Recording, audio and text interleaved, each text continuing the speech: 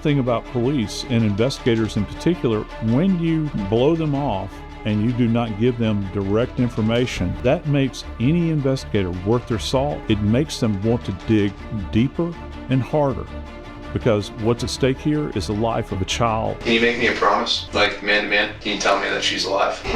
You're gonna play the same board games that you played with me the other day? You can look me right in the eye and tell me that she's alive. She's alive. They say she's never far from her mother's side, and then suddenly, she's gone. You took your baby that you cared for since the day she was born to her dad's house that she had nothing to do with, and you stayed for 30 minutes, you left your baby with this man, and now you can't find her, but you don't notify us. You just have a good New Year's and carry on with life?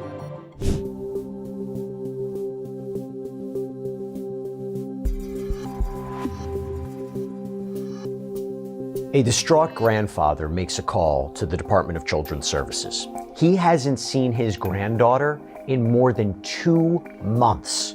And for obvious reasons, he is very concerned.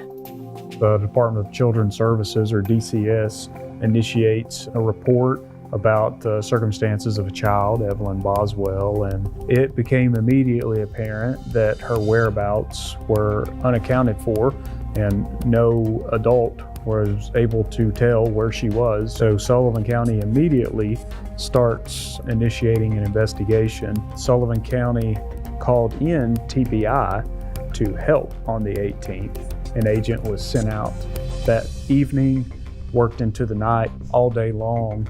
On February the 19th of 2020, it's all hands on deck. That's when I become involved. The TBI administration decided to issue the Amber Alert. And that's when things really kicked off. Our office was brought into the case immediately because I think the sheriff's office knew there was something going on here. So we tend to assist with writing search warrants, kind of figuring out how the investigation needs to go. It is a very small community, and we got a lot of community outpouring from the moment we let the Amber Alert out. There was 24/7 churches, civic groups, just civilians bringing food, calling, asking, what can I do? How can I help? That sort of thing. A case like this was pretty shocking for everyone. And I think a lot of people, a lot of community members had doubts and questions when Evelyn was first missing, because I'm sure they thought this is such a small town, someone has to know more than what they're letting on. Now, Megan Boswell, who's Evelyn's mother, she sends out this seemingly desperate plea to whoever has her daughter. I mean, if they're watching, I just want them to bring her back. Is there anything you'd like to say to them if they're watching it? I just want her back. Yeah, that's my child. Maggie, or Megan, was a young single mother who had spent some bit of time in foster care in her teenage years. She had not a great home life. She kind of experienced drug abuse between her two parents growing up, some domestic violence issues. She actually had Evelyn while she was in foster care custody. Evelyn was described as happy, very bubbly, fun to be around, kind of, just the average 15-month-old toddler running around, kind of wanting to explore things and being curious. All of Boswell's friends loved being around Evelyn, and so did her family. This case is unlike anything I've ever been involved in. We've had a child that's not been seen by the parents or certain family members in almost 2 months and was just reported this week. As you all know, these cases are already time sensitive, and we urge anyone with any information to come forward. Every lead really is being followed. There's information, some of it good information, some of it bad information, but obviously when you've got a child of that age missing, you're going to pursue every lead that you can. Law enforcement agencies from all over the eastern part of Tennessee, the western part of North Carolina, and even spreading out further as far as running down leads get involved. Our aviation unit was up in the air doing aerial searches with different technology, trying to locate anything helpful. In the meantime, law enforcement bring in Megan Boswell for an interview because they want to know what she knows about her daughter's whereabouts. The first story I heard was from Megan that she had dropped off Evelyn with Ethan Perry sometime around Christmas of 2019. Ethan Perry was originally thought to be Evelyn's father, and that's who Megan would talk about a lot when she was saying, oh, Evelyn is with her father.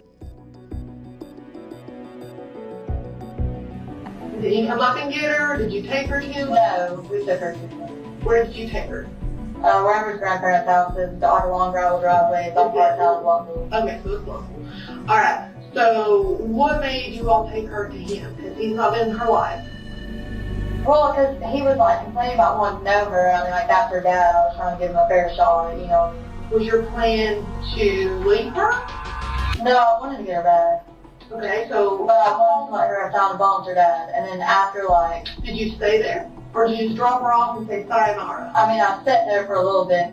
The first story that she tells investigators and her friends is that she dropped Evelyn off with Ethan, and that Ethan had just kind of disappeared and was not staying in contact with Megan at all.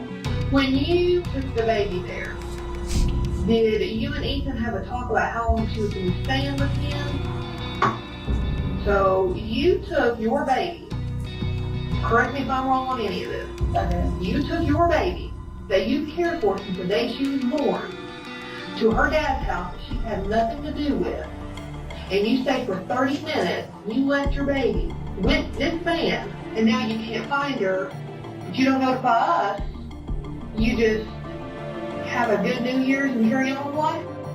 Obviously, you would think a mother of a 13-month-old would be more concerned about the fact that she did not exactly know where her child was at that point in time.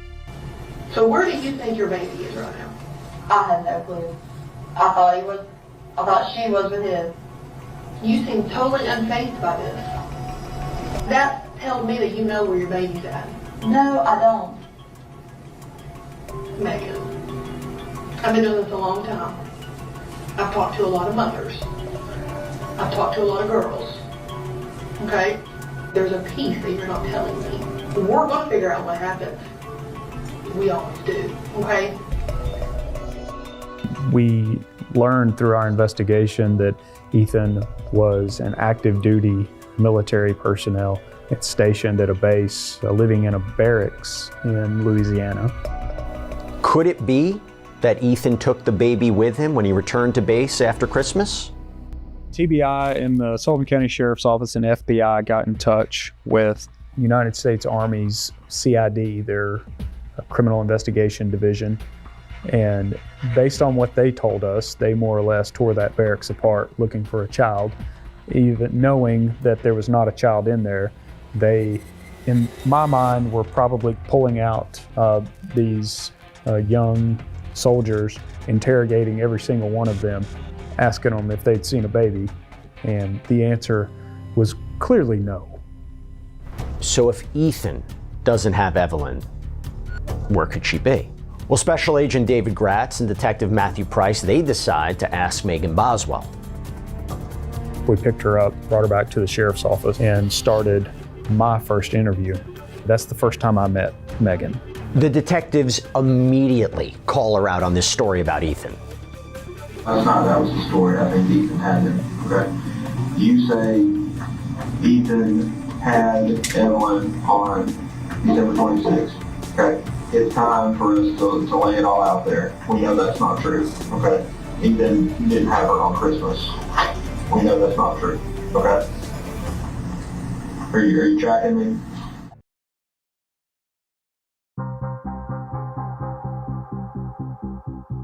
Okay, if I tell you what happened, am I going to get in trouble for not telling the first time? Jesus, we want to know where Evelyn is. We are concerned about Evelyn's health. Right here, right now. Help us where Evelyn is. She looked at me and says, "Do you want to know the truth?" And based on my memory, Sergeant Price and I looked at each other and we were like, "Yes, Megan, we want you to tell us the truth." She came up with the story about Evelyn is with Angela. Angela Boswell was the mother of Megan Boswell and the grandmother of Evelyn Boswell. She had been charged in the past multiple times. She had some substance abuse issues. Mom came and got her from my trailer. When? I was working and Mom came over to my trailer to babysit. When? I don't know an exact, it was, Today, yesterday, no, it 3 was days like ago? a week or so after I started working, because I had nobody else to watch it. Mom got mad at me and she left, and she took Evelyn with her. With your permission? No. Why in the hell did you not tell us this to begin with? Yeah, so it seems like Megan Boswell has just come up with an entirely different story about what happened to her daughter, Evelyn. Listen to me. We want to find this baby. Where can we go find Mom? No, I have no idea where she's at. I've called her maybe like 100 times. Maybe you don't, okay. Maybe you don't know where she's at right now. I might have an idea though. Okay. Her and Will used to camp a lot.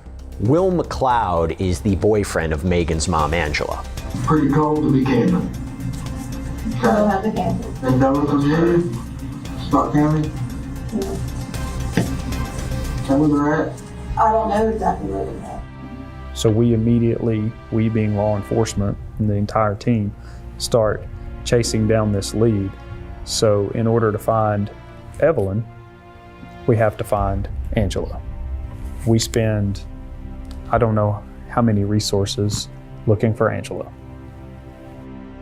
So the detectives, they find Angela and Will in North Carolina. We talked to Angela and Will for hours, and Evelyn was not found with William and Angela. Evelyn was not in the car.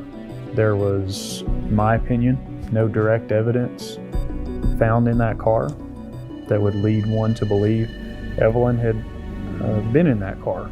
I believe that they did not know the whereabouts of Evelyn Boswell. So now with Boswell's mom crossed off the list, the investigators change their focus. They start questioning Megan about her relationship with Evelyn and why it suddenly started to change. How did you go from being literally obsessed with Evelyn, and I'm not using obsessed in a negative context, using like you're the mother, your mother thinks your child does, you're snapping pictures, to, okay, my mom's got my kid, well, maybe somebody else has my kid, I'm not gonna worry about it. How did that transition happen? At this point, police have been questioning Megan Boswell for days with no solid leads to show for it. And that is when their patience starts to wear thin and their attitude toward Megan Boswell begins to shift. You started dating Hunter December 2nd or December 1st? Okay, I know that to be a fact. Alright. That's when I started working at Chicken Shack. I didn't start going to his house over a week later. Hunter lived here in Blounteville, and he owned the Chicken Shack, which was a restaurant that was just opening at that time period, that first week of December 2019. And that's how he and Megan met. She had applied for a job there. Hunter's dad, I guess, was doing interviewing, hired her, and then, you know, the two of them met through that.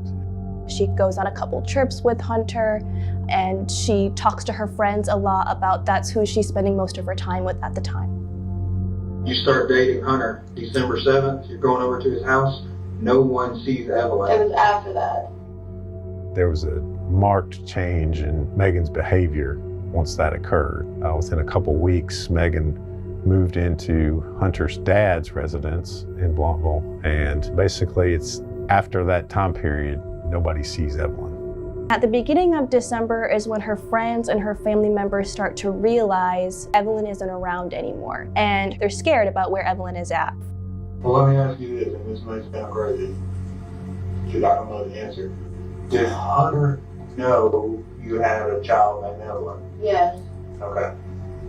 Did Hunter ever say, hey, where's your daughter? No. He didn't care? He didn't want no babies around? I mean, I'm not saying that, but he's never really, like, got into the subject. Okay, what do you think of that?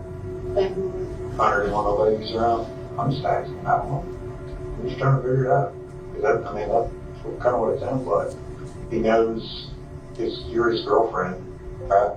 Y'all were living together at the time. He's like, I've got a girlfriend. Did he ever say I love you? Yeah, well. So I'm just trying to figure out what your all status was. So I love this girl. She's got a baby, but I don't care anything about it. Did that have anything to do with why you weren't worried about Evelyn? After a certain point, what seemed to be the lack of genuine cooperation led me to believe Megan's a suspect. Based on that, we start confronting her more about things. I'm gonna be honest with you right now. Do you know why I think you ain't been out looking for Evelyn? It's two things, kind of one and the same. You know where she is, okay? I don't know exactly where she is. Or you know she's dead. No. Now's the time to talk. Is Evelyn dead? Not that I know of unless mom has done something. I would never hurt her. She was my daughter. Okay. What else is there that we should know? What else can help us find Evelyn? Nothing I can think of off the top of my head. It seems like Boswell's got nothing more to say, so they end the interview, but then she does something that absolutely blindsides them. So let's get into the last time you saw her. Tell me what that time was like and when that was. Well, actually, I want to talk about that. I've told TBI where to find her in Mendota. My mom took her to a campground and a silver camper, and if they don't go tonight, I'm going to go find her myself. Because I've told them, and they're not really, taking it seriously, and if they don't go tonight, I will go myself and go get her.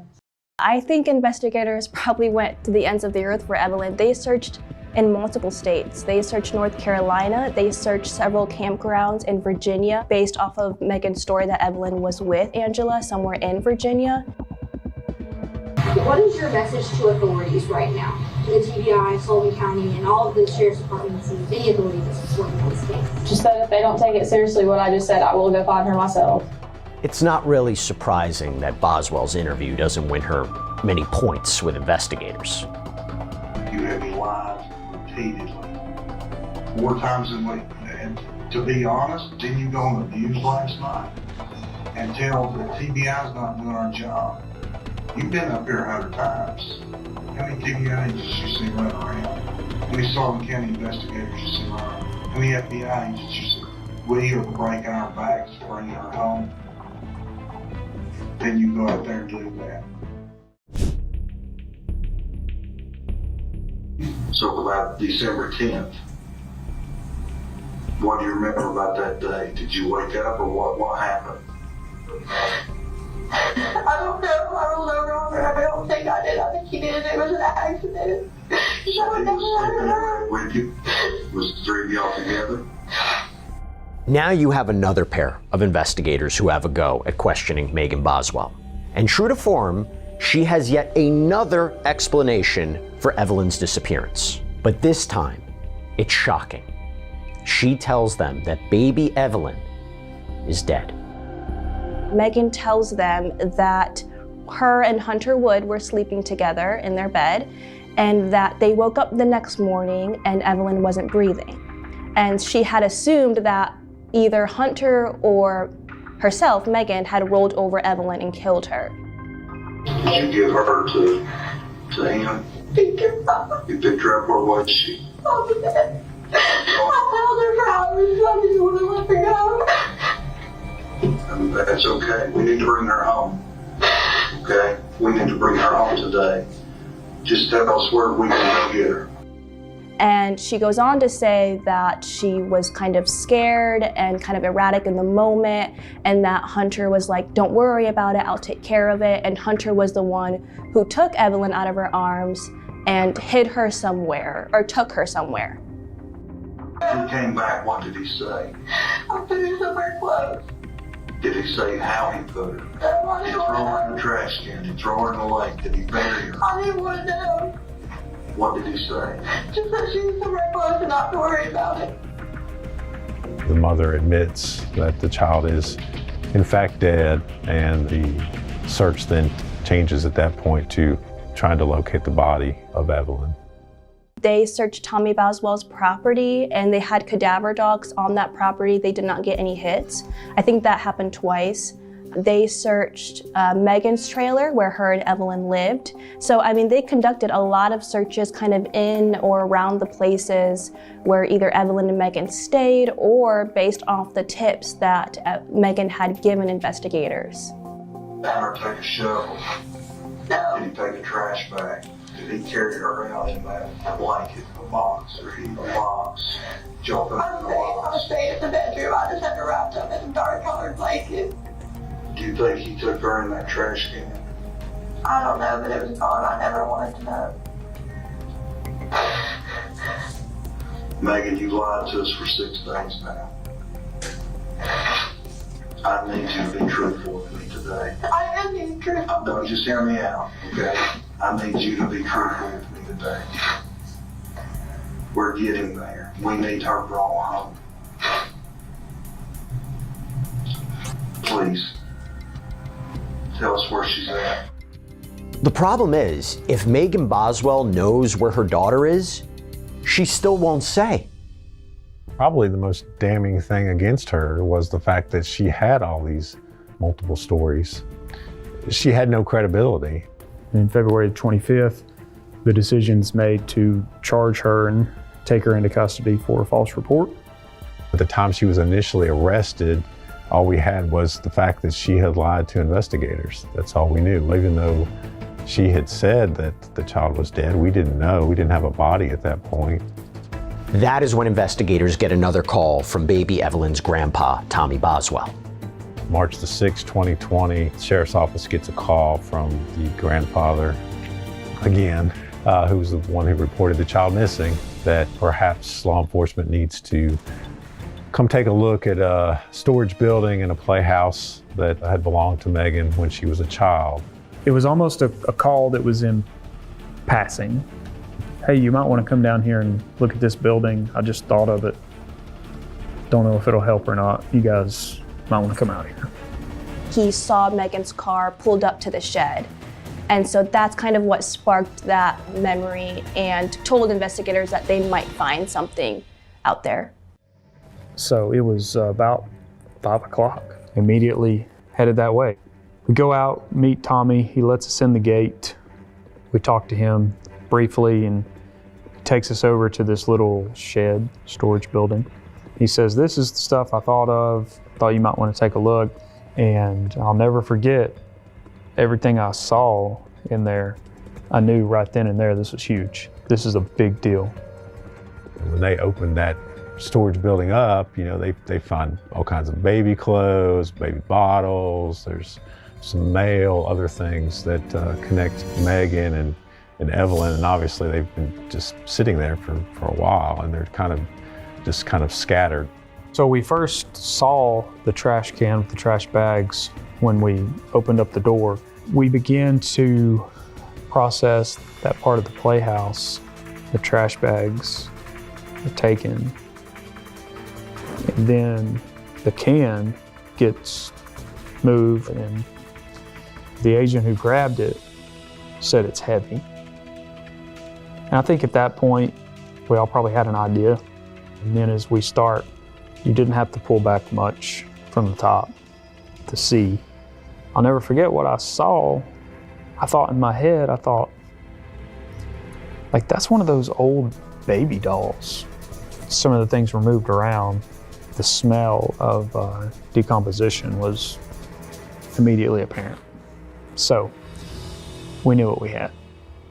It was a playhouse that was built for Megan, and that's where she stored the body at, which is very sad and it's very heartbreaking. And Evelyn's belongings was in the shed right next to it. And I mean, just bags of her toys and her clothes and all of her belongings really in that shed. It didn't really hit me, I guess, the gravity of it until I was actually on my way home. And I remember exactly where I was when it hit me. It's like, that's what we just found. And it's something you won't ever forget. Yeah, you'll never forget it. This case has been difficult from the beginning. Not only did it capture the attention of residents here in Sullivan County, but all across the country. Simply put, Evelyn stole our parts. When Evelyn's remains were recovered, when I traveled back to that site the next day, there's a church right next to the property. The church parking lot was full, and they had created a makeshift memorial with balloons, little figurines, teddy bears. At that point, we realized, undoubtedly turned to a homicide investigation, because we no longer were we looking for a missing child. On Friday, we told you that human remains believed to be those of Evelyn were found in Sullivan County. As we feared, the remains have now been positively identified and are, in fact, those of the 15-month-old girl. At this very moment, TBI agents and detectives with the Sullivan County Sheriff's Office, along with the FBI, continue to work diligently to determine what happened to Evelyn. This afternoon, the grand jury of Sullivan County returned a presentment charging Megan Boswell with a total of 19 counts. We had gotten the autopsy reports back and were able to add those initial counts of felony murder, which was, first-degree murder in connection with aggravated child abuse and aggravated child neglect.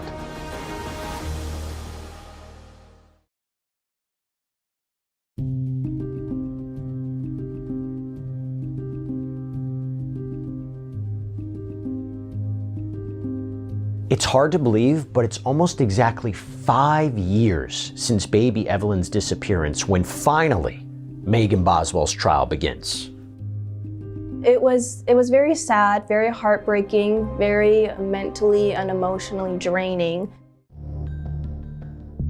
To us, this case was much more than just, a mother who lied to the police about the death of her child. It was much more than that.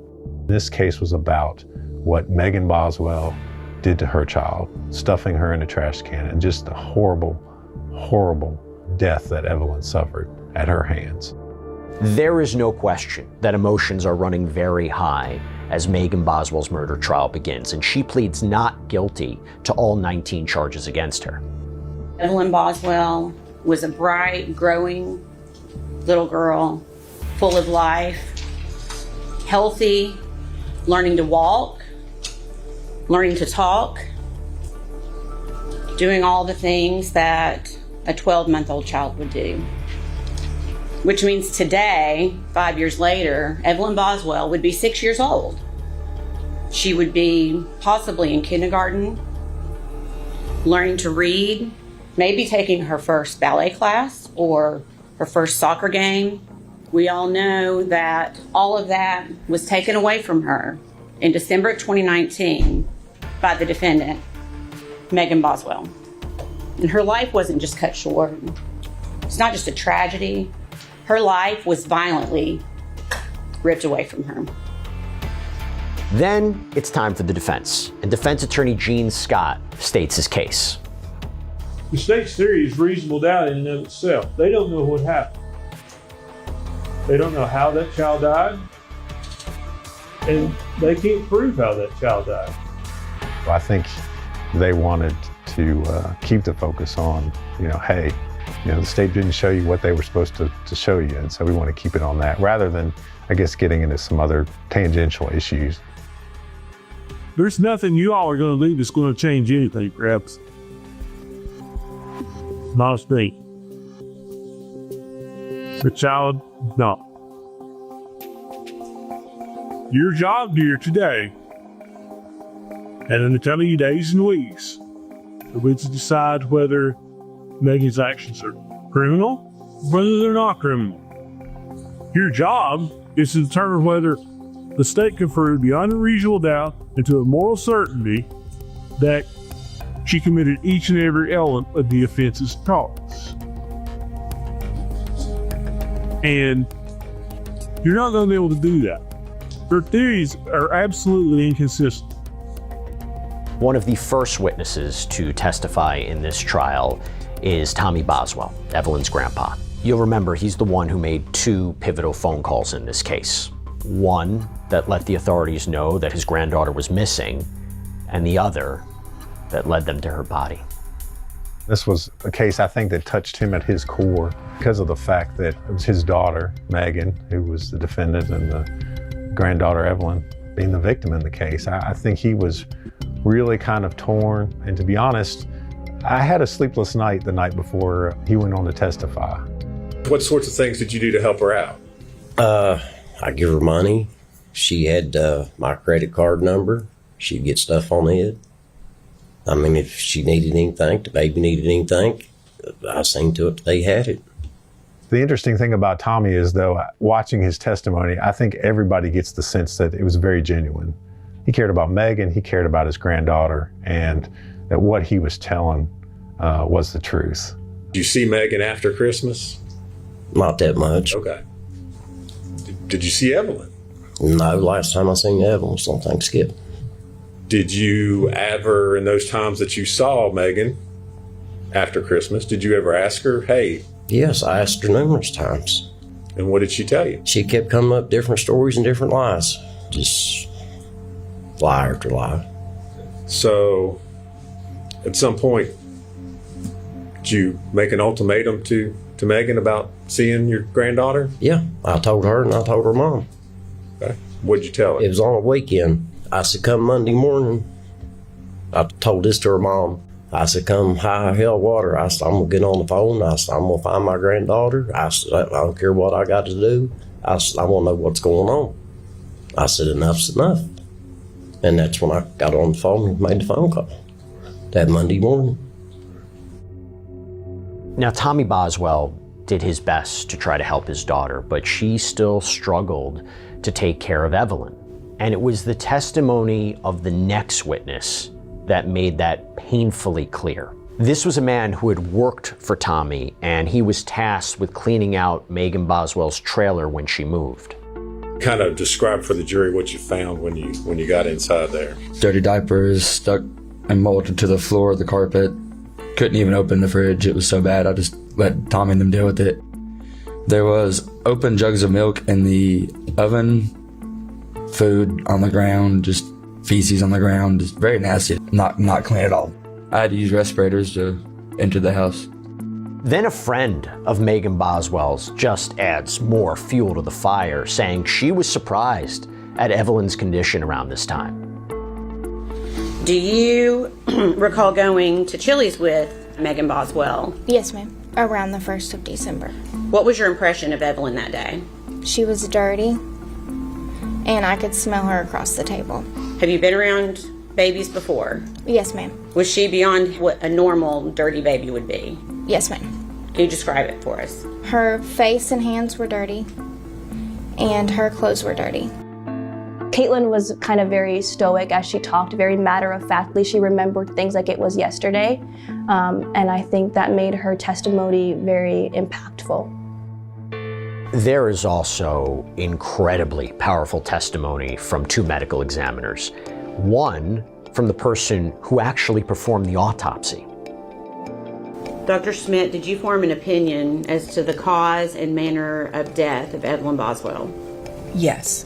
What is your opinion? The cause of death, homicidal violence.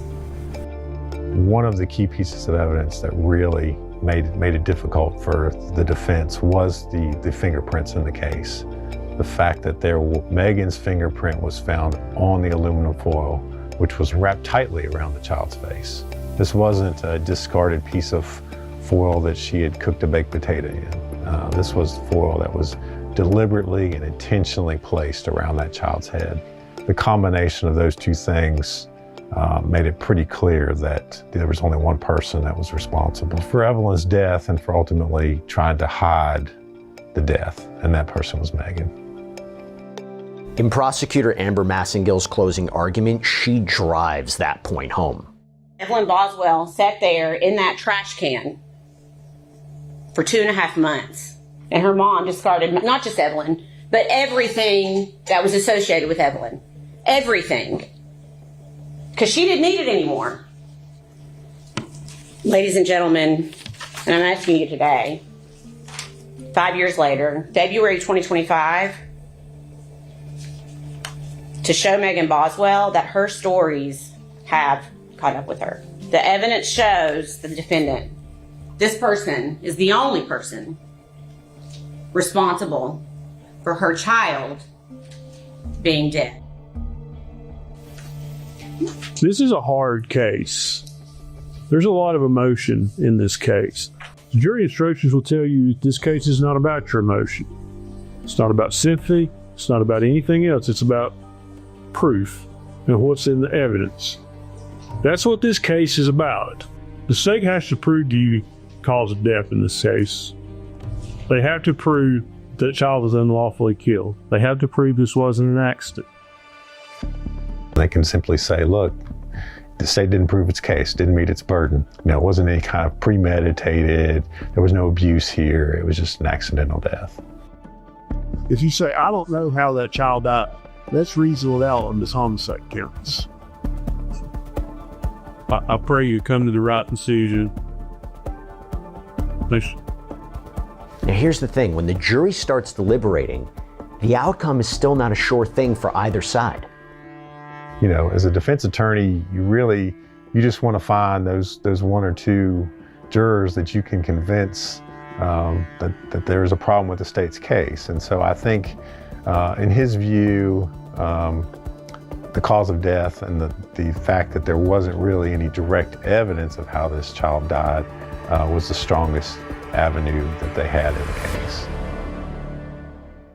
What was most important, obviously, was proving to them and showing that Megan was responsible for the death, and we wanted to hold her accountable. It only takes a little over 4 hours for the jury to reach a verdict. We were kind of surprised that they were able to reach a verdict so quickly. A jury of your peers having found you guilty of first-degree murder and the perpetration of a felony. They deliver a verdict stating that they found Boswell guilty on all 19 counts. In this trial, despite all of the overwhelming evidence against Megan Boswell, she still has friends and family who speak out for her. And before she's sentenced, they do their best to try to paint her in a sympathetic light, hoping that her sentence will be reduced. Let's talk about Megan's life growing up. Would it be fair to say that during her lifetime she's witnessed drug use between you and her father? Yes. Do you feel that it's partly your fault, the problems Megan's experienced? No, absolutely. Yes, absolutely. I know when Angela went to go take the stand, just seeing the two interact with each other, they couldn't talk obviously, but just watching them kind of look at the other person, very emotional, very heartbreaking. Have you been convicted of numerous crimes? Yes. Now, have you managed to straighten up at this point? I have, yes.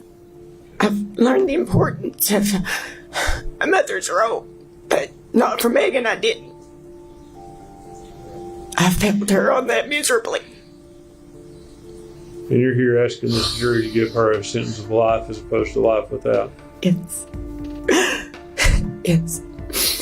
Maggie is, at her core, she is a generous, kind person.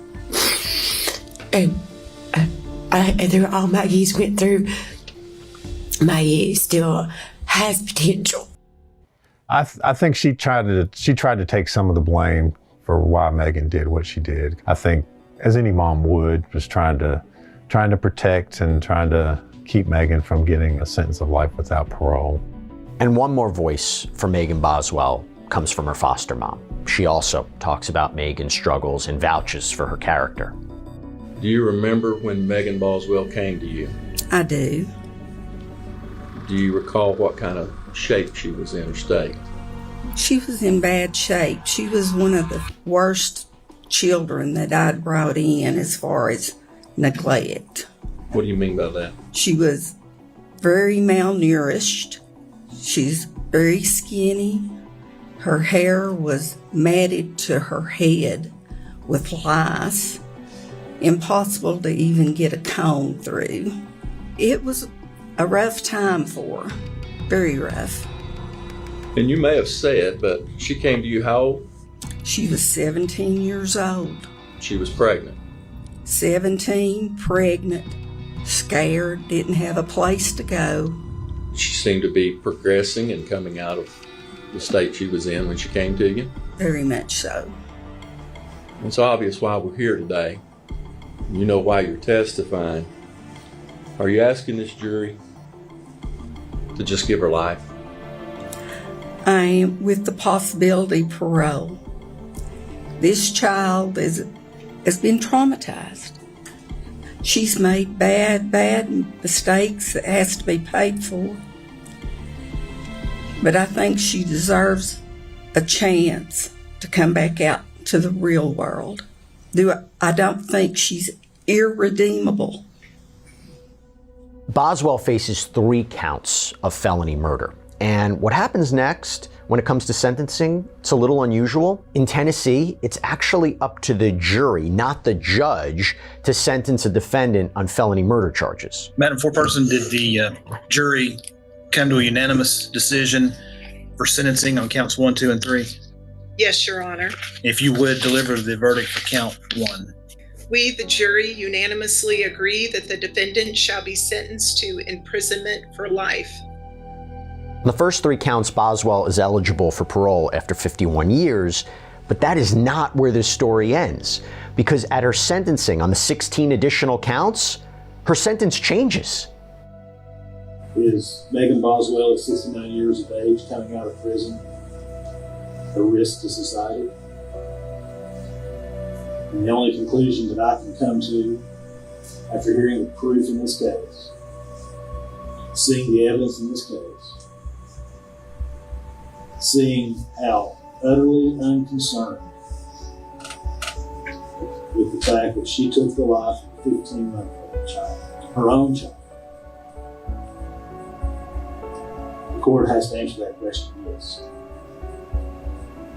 That society does need to be protected from the evil that lurks in her. And probation in those counts will be denied. So in the end, 24-year-old Megan Boswell is sentenced to life in prison plus 33 years with no chance of parole. But once she learns her fate, Megan Boswell takes the stand again, and she doesn't hold anything back. I would just like to say that the state of Tennessee treated me very unfair during this whole investigation, and that I had a fair trial and impartial jury, I would have been acquitted of the murder charges. I would have never hurt my baby, and I did not kill anyone. So Boswell's attorney has already filed a motion requesting a new trial. Tragedy probably doesn't even begin to encompass what happened. However, maybe that's the best word to use. What I thought was really a tragedy in addition to the death of the child was you have the officers and the investigators that were involved in the case. Anytime you're talking about a child death, I mean, it's terrible. It's terrible. I think throughout the trial, it was very apparent that Evelyn and Megan was surrounded by family and friends that loved both of them a lot. They always said how fun of a baby she was and how she was always happy. And so Megan had options as to where she could have gone to for help when it came to Evelyn. I mean, if she just needed a break, if she just needed a moment to compose herself, they would have done that, no questions asked. I have no doubt that Tommy Boswell would have taken that child and would have provided for her and given Evelyn a place and a chance to succeed and to thrive. This is such a heartbreaking case for everyone involved. A young woman who's going to spend the rest of her life in prison, the once happy baby whose life was cut short, and the friends and the family who just loved them both. And yes, only time will tell whether Megan Boswell will get a new trial and whether the outcome will be any different.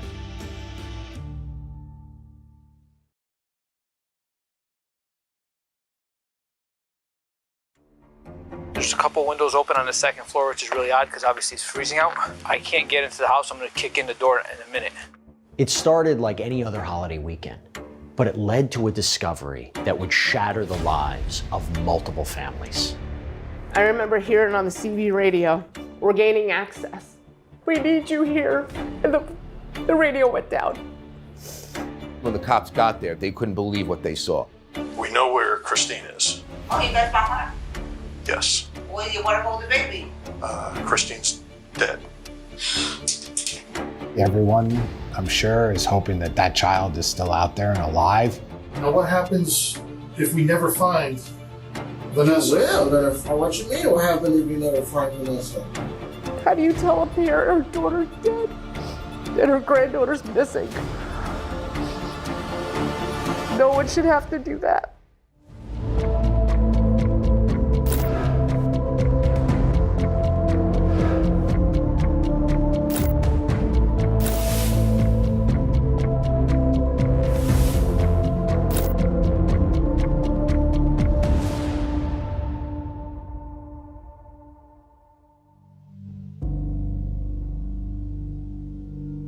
I happened to be home that day on December 2nd. My husband called me because he was at work, and he said, my mom called. Chrissy's job left her a voicemail, something about she didn't show up to work. The world is returning to work after the long Thanksgiving weekend. But for the friends and family of Connecticut mother Christine Holloway, they sensed that something inside of her Ansonia apartment was deeply wrong.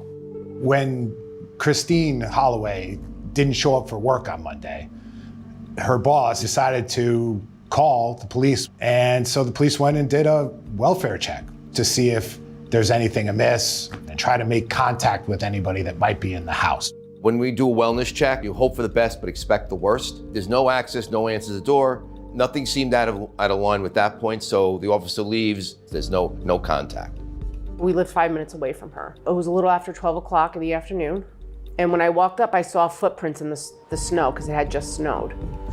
And I was like, well, somebody was here. And I, was knocking on the door, banging on the door, screaming, for her name, maybe trying to hear a baby cry, nothing. Now, Christine Holloway was in this relationship with then 43-year-old Jose Morales, and he's actually the father of her 1-year-old daughter, Vanessa. So immediately, the family turns to him. So we ended up going to New Haven. I knocked on his parents' door, and he acted like he had no idea what was going on. At that point, that's when I started calling all the area hospitals. We went back to her apartment, and that's when I called the Ansonia PD. The police get a number to her boyfriend, his Jose Morales. So the officer goes into the patrol area and does a recorded phone call. Obviously, Morales is somebody the police need to speak to. He would spend weekends with Christine and the baby. So theoretically, he could be the last person to see her. And you said you saw her leave this morning. I saw her leave early in the morning to go to work. That's about it. Who was she with when she left? 24th. Do you have a key to her house? Did you talk to them at all today? Your Christina or your daughter? I did first thing in the morning. You guys both left her house together this morning. No, I talked to her. When's the last time you saw her then? Friday. The officer speaks to him and says, listen, we're trying to see when you last spoke to Christine. And he said, well, she left in the morning. Okay, you saw her. He seems a little distant in the conversation. And then he goes, well, I didn't see her. I spoke to her very briefly over the phone. You just said story A to one officer, and within a minute and a half, 2 minutes, now you're saying story B. That starts the wheels kind of turning now. No text message at all between the two of you today? I tried for her a couple of times, but she hasn't answered. So let's check the voicemail. Does this seem odd to you that you haven't been able to talk to her all day today? Why would yeah? Because nobody could get a hold of her. She didn't show up at work. The officer went in the back to call him. Then he came back and his whole attitude changed. And he looked at me and he said, what did he say to you when you went to the house? I said that him and Chrissy left this morning. Chrissy got in the car with the baby, went to work. I said, why? What did he say to you? He said, well, he said that at first, but then 5 seconds later said he talked to her on the phone this morning. I said, that's a lie. Just minutes later, at around 8:45 that night, police return to the apartment, and the front door is locked, so it doesn't appear that anyone has broken in. Earlier today, we had a missing person, technically, just to try to make contact with at number 6.5 Myrtle Ave. They came out, they said, nobody's home. She's a mother of a 1-year-old. She always shows up at work. She always contacts us. We haven't heard from her. This is really, really bad. We have a bad feeling. Talked to her boyfriend. Boyfriend says, I haven't seen her. So the police do a walk around to see the vicinity, to see if there's any signs of any kind of break-in or anything like that, or a struggle outside, or a broken window, things like that. You have a 1-year-old unaccounted for. You have a woman who's been unaccounted for over at least a day. So they are going to enter the apartment. There's a couple windows open on the second floor, which is really odd because obviously it's freezing out. I can't get into the house. I'm going to kick in the door in a minute. Police department. They enter the apartment. Some things are out of turn. Police department. Police. Police department. And then they go to the bathroom. What? Oh, dude. What? Get the DV here. And in the tub is a female body, and bloody as all can be. And it's later determined, obviously, it's Christine Holloway. And I just remember my husband freaking out. Danielle got a call that they're taping her house off. I collapsed in the lobby, screaming, no, no, no, no, no. And I remember my husband saying, she's gone. I said, stop saying that. We don't know what's going on. And I'm like arguing with him. And he turned to me, grabbed my hands, looked me dead in my eyes and said, she's gone. It was a gruesome scene inside the bathroom where she was. I think they can determine right away that this wasn't someone that slipped in the bathtub. And they were able to determine that there was 8 blows to the head of blunt trauma, at least that many. And as I collected myself, I was like, wait a minute, they said Chrissy, but where's Vanessa? So I ran back into the room and I said, where's the baby? And the 2 detectives looked at each other and said, what baby? I said, our niece Vanessa, where the hell is she? She's only 1 year old, she should have been there. Find the baby. Back out. No, clear the room, clear the house. No kid. No kid. Go do a neighborhood canvas, please. Names, times, cameras, anything we could get. That starts the wheels in motion, and it really changes dynamic. The paramount thing is we've got to find the baby, but they can't locate her. So they start to then go around the rest of the house, and they did find a significant amount of bloodstains and toys and things like that from the little girl that the couple shared. So the responding officers found evidence of violence throughout the apartment. More importantly, there were signs to responding officers to tell that the person who committed the crime had gone to great lengths to try and cover it up. We had to leave there and go to my mother-in-law's house in Bridgeport to tell her that her oldest daughter's gone. That's the worst night of my life. No one should have to do that. I was in Nashville when Stephen and Jody called me. I broke down and just started screaming and ran out, and I went home and I immediately just started packing a suitcase. And then I got to the airport and all I did was look at every single kid in that airport all the way back to Connecticut, trying to see if I could find Vanessa.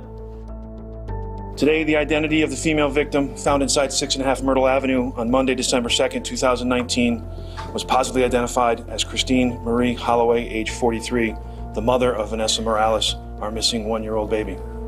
It is imperative that we find Vanessa. She's a 1-year-old child who is wholly dependent on others for their care and well-being, and we know locating Vanessa would bring a sense of relief to her family.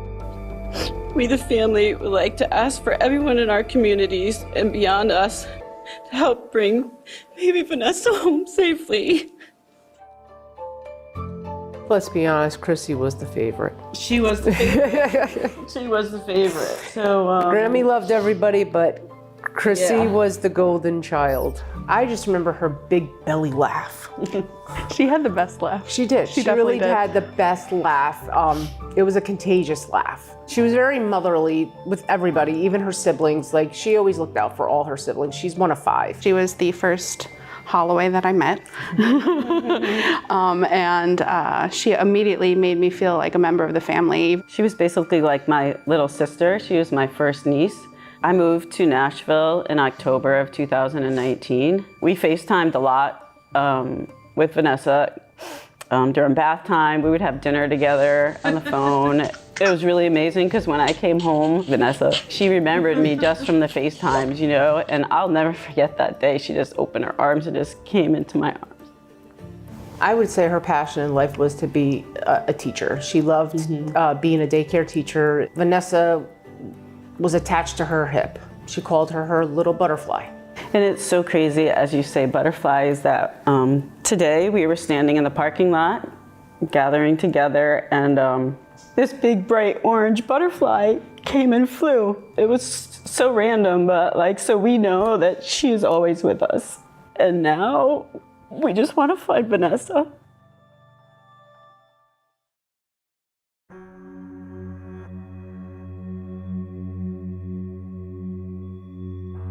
As this investigation is intensifying, police turn their focus to Christine's inner circle, and that includes Jose Morales, the father of their baby girl, Vanessa. So where'd you grow up? In You hate him? Yeah.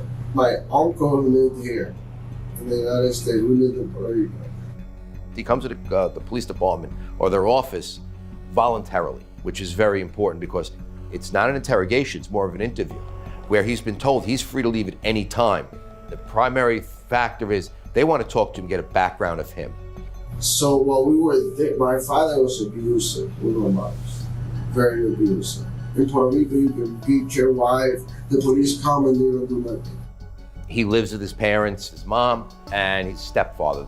He has 2 other children that live with him at the house. They find out he's from Puerto Rico originally, and they know he's had run-ins with the police, and it seems a history with drugs. He has violations of the protection. When interviewing Morales, detectives don't want to let on that they know more than he thinks they do. And that includes leaving out a key detail, that Christine's body has already been found. That's a classic detective interview technique. It's leaving out a key piece of information. And the reason that you would do that is to see the way Morales responds, not knowing everything that the detectives know at that point. They want to hear what he's spontaneously going to say. Even though the door is kind of closed, I mean, you're free to leave. So what I came here for? To talk to you. About what?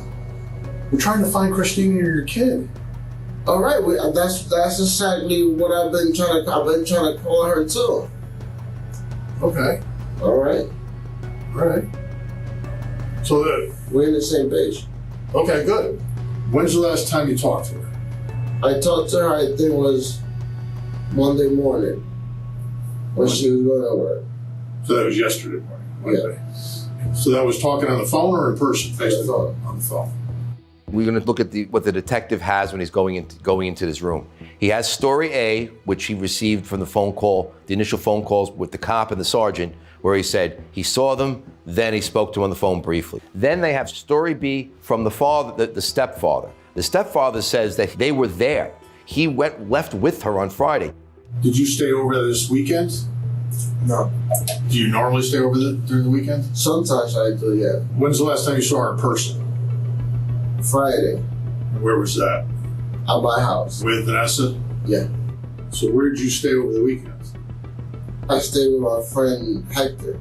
Does she have any friends that she hangs out with? Not that well, we're boyfriend, girlfriend, but we're not that close either. Jose is denying that he even saw them.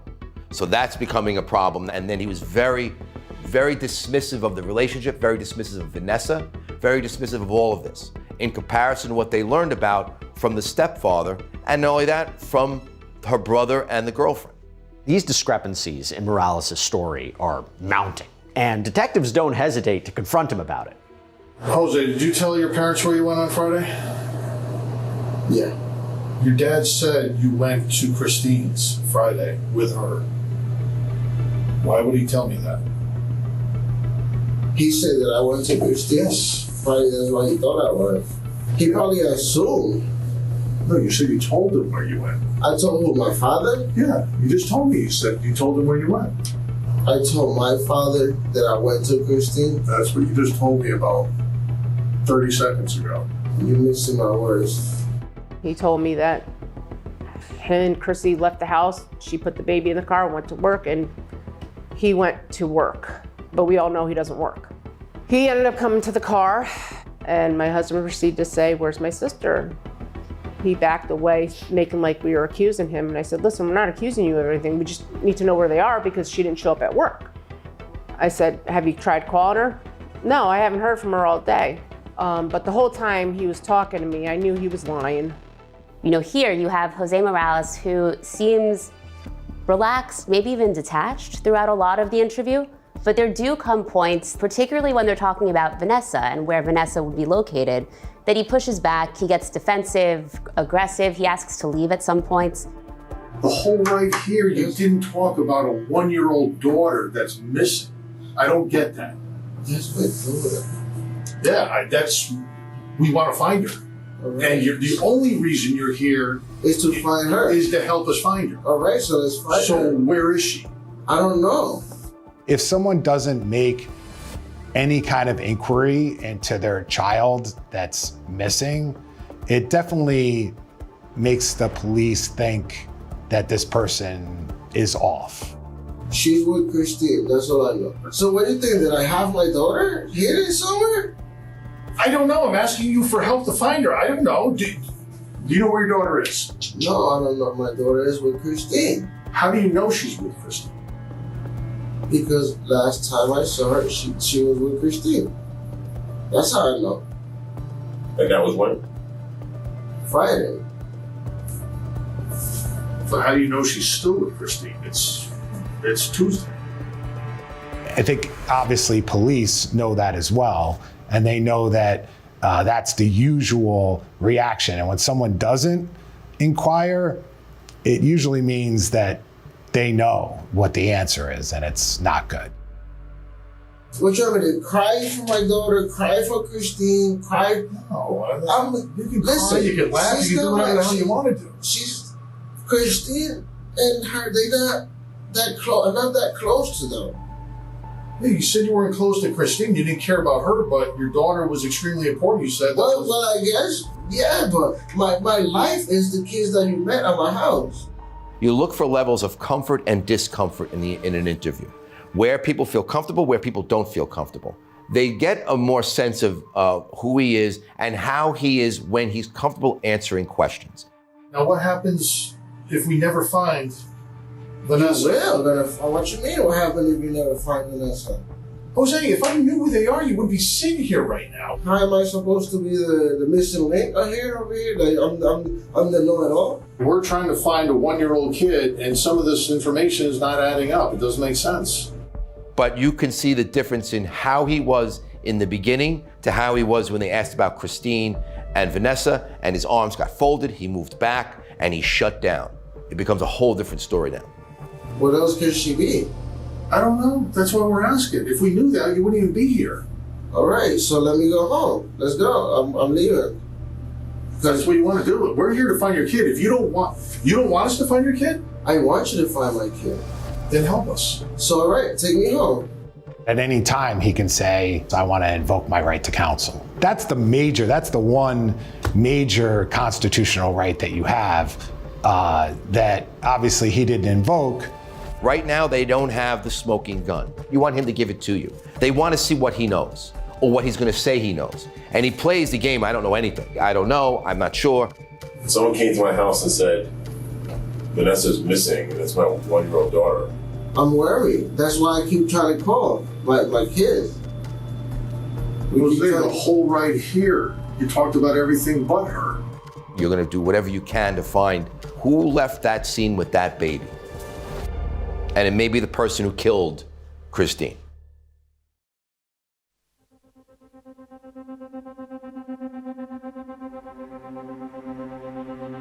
So how are you going to help us find Vanessa? I mean, that's what you're here for, to help us find Vanessa. And we need your help. I want to find her too. Investigators are zeroing in on Jose Morales. Right now, he's their only suspect and the person with a motive to kill. And they have information that Morales doesn't know they have. You realize that somebody saw you leaving Christine's house today? Huh? Who's that? It's not important who. Jose, want to find the kid. Today? Well, not Tuesday, Monday. Listen, we want to find your daughter. Okay, let's find her. You were at the house Monday, leaving. Where's your daughter? All right, Yes. No, we didn't go. Someone said they saw him. So we have to now focus on that. See if anyone else in the neighborhood saw him beside one. These are things that come into play to refute everything that he's saying. Is he bringing us somewhere? No, you guys taking me home. Yeah, we're taking you home, but we're taking your clothes first. So you're gonna strip me of my clothes? Mm-hmm. Why? You were at the house Monday. I'm not gonna put that on. Unless you want to go home naked, I don't care. Why, you gonna force me to put that on? Police, they can lie to you about things. They can tell you that this person saw you here, or we know that you did this or that. We have evidence that you did this. You're not on equal ground with them. The burden isn't on you to prove that you're innocent of something. The burden is on them to prove it. Listen, you know why we want your clothes. You know it. Oh, you want this clothes? All right, take it. This is ridiculous. You like totally ignored me when I told you somebody saw you leaving the house. You don't even like I never even said it. Yeah, put it in there. You're still doing it. I'm still doing it. Somebody's lying to you. Morales' clothes are collected into evidence and he's escorted back home by police. The interview doesn't end. When police and Morales get back to his parents' house, the interview continues and it all plays out on police body cam footage. We know where Christine is. Oh, you guys found her? Yes. Well, you want to hold the baby? Christine's dead. No. What happened to her? We're looking for your son to shine a light on our situation that we're working with right now. We're investigating, so I'll let you know this. It's a homicide.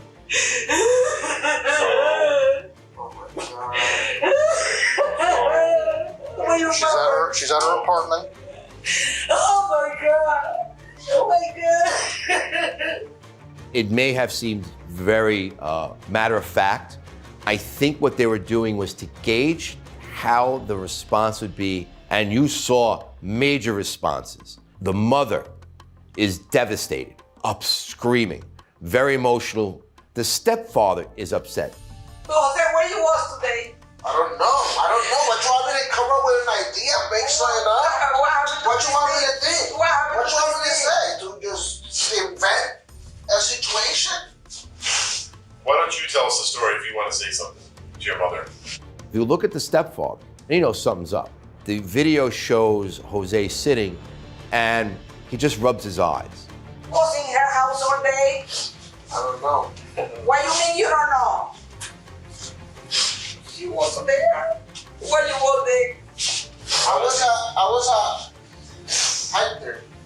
When? How does he not know where he was yesterday? It's not even 24 hours later. We have him on video leaving the house, and we also have a witness saying he was there. I was with him. On Monday. But you just said you were with Hector on Monday, and you are putting up a lot of walls. The benefit of this conversation, this interview, is you lock him into statements. These are bits and pieces to the puzzle, and that's what it comes down to. What fits? We know that he knows a lot of things early, but the day in question, he's denying. What happened to Christine? There's nothing that I can tell you. I don't know. If you start to get a lot of evidence, more evidence than this person is just a person of interest because they had opportunity, they were there, they could have done it. Once they become a suspect, they're starting to put a lot more resources towards that person. But here's the thing, baby Vanessa's still missing. And right now, police have next to nothing to go on. But Christine Holloway's family starts to make a lot of noise in the community and across the country. I just couldn't believe the amount of prayers and support from people all over the U.S. that don't even know us and, looking out for Vanessa. And the community of Ansonia made flyers and was standing on every corner, passing them out to cars that were going by of Vanessa. Every store, had her face posted. I was blown away because you don't see that then or now, where people all come together for somebody.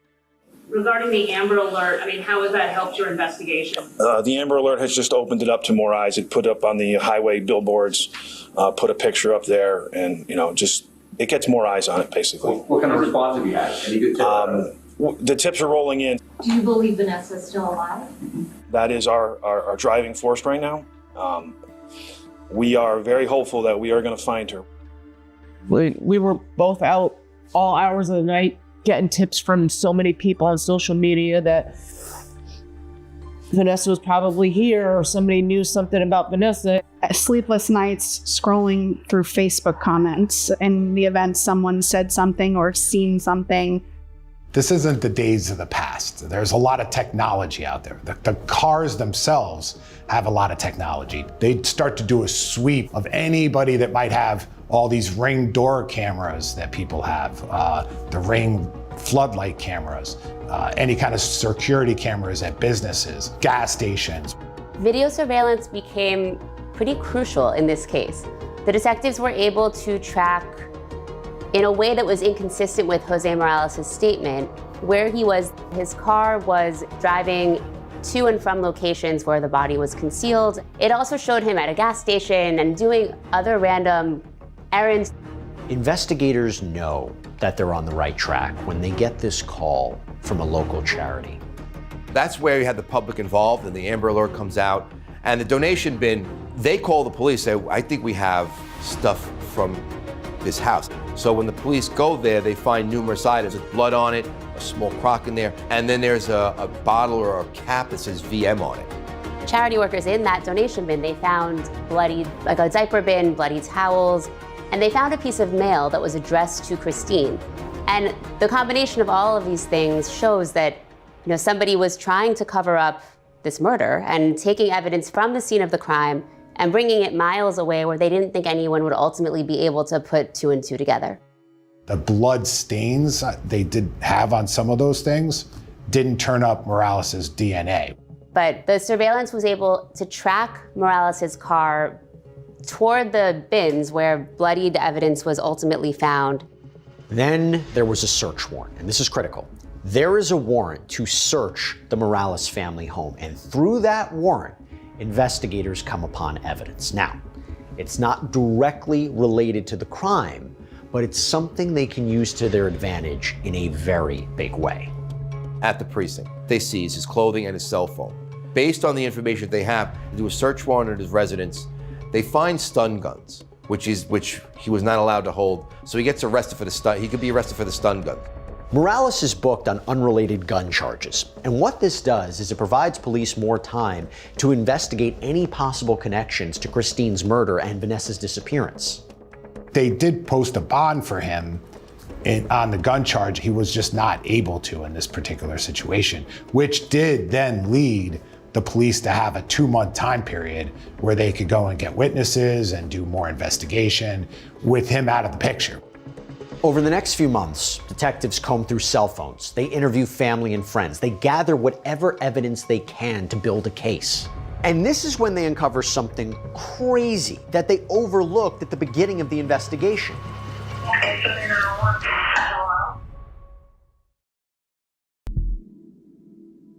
While investigators are looking into Morales' potential involvement, they come across this cryptic, fragmented call to 911. It was sort of dismissed the day before Christine's body was found. But this could be a potential key piece of evidence here.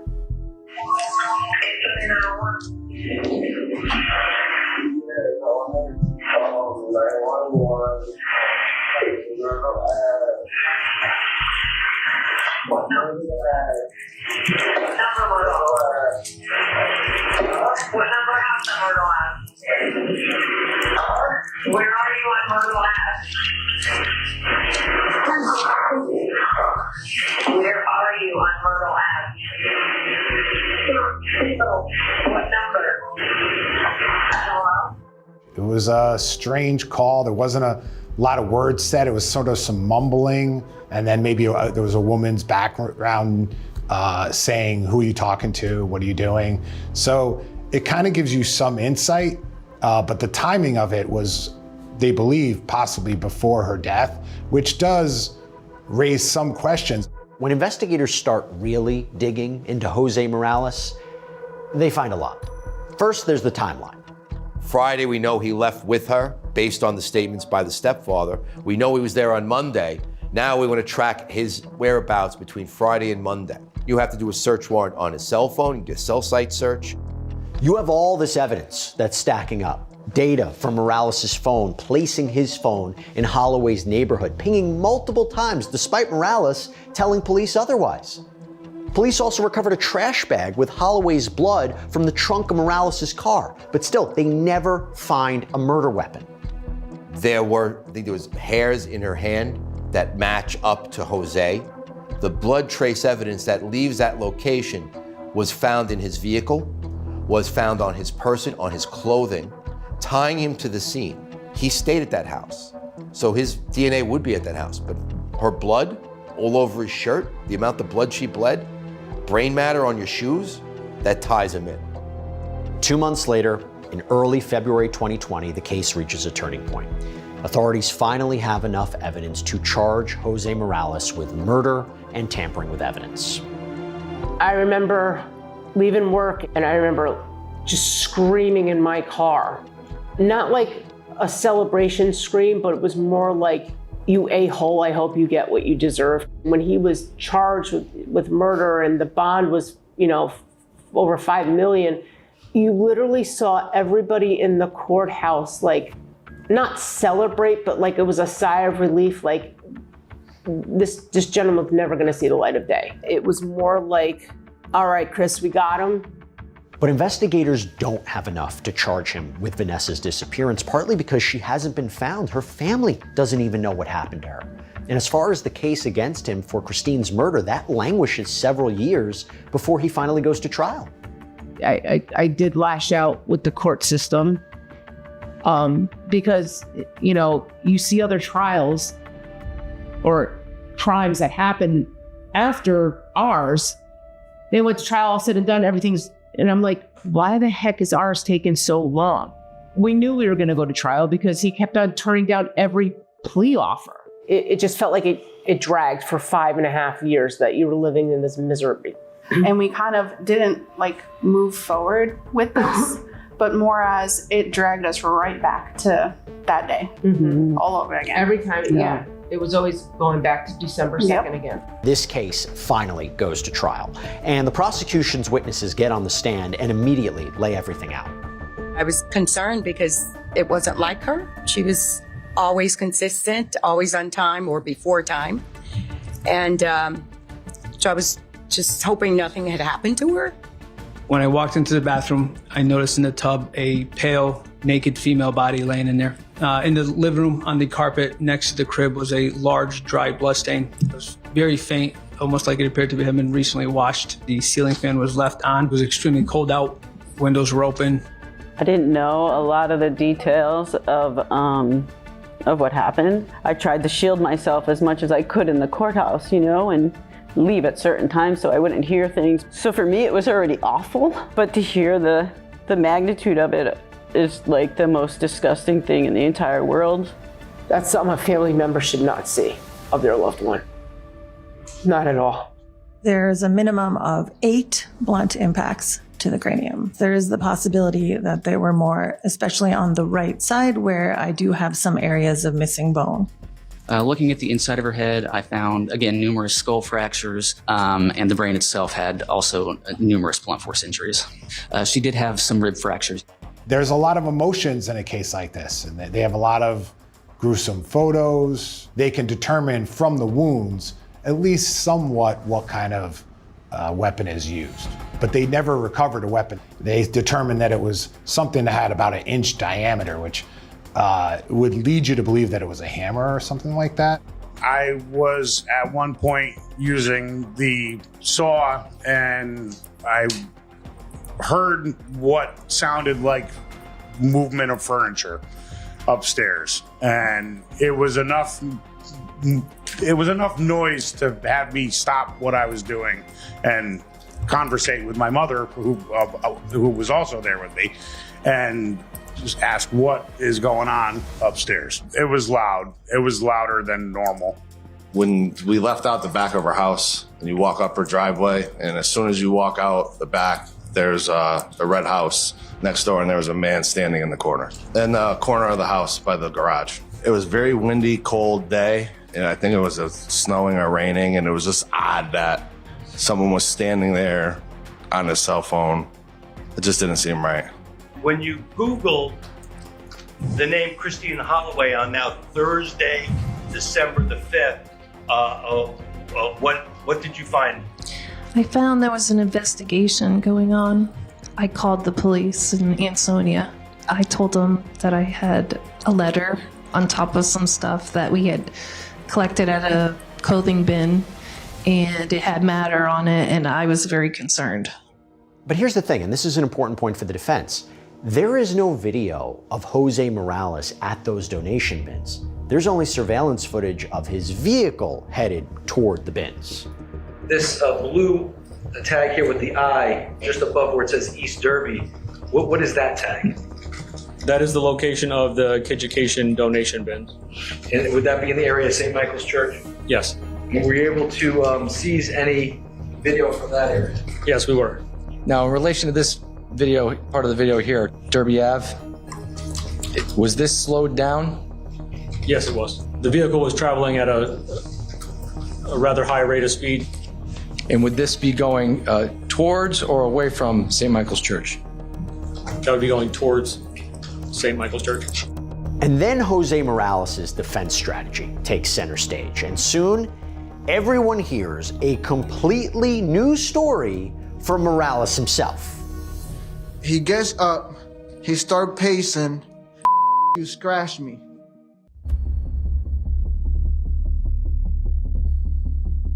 I hear that somebody leaves the apartment first, while Christine is still struggling by the bed area. She gets away from the person that she's struggling with. So the only thing that I can do is scream. I try to scream, stop. It's been more than 5 years since Christine Holloway's death, and in any criminal trial, it's obviously the defendant's choice on whether to testify. For Jose Morales, he decided to take the stand. This was his last opportunity to tell his side of the story. What did you do around midnight on Sunday, December 1st, 2019? I started getting them cravings for dust, PCP, that I just smoked. I went outside to the front of the apartment to the deck to smoke. I stumbled my way inside of the apartment and I went into the bathroom and I was sitting right on the toilet looking out the window. And then I saw two individuals walking on the sidewalk across the street.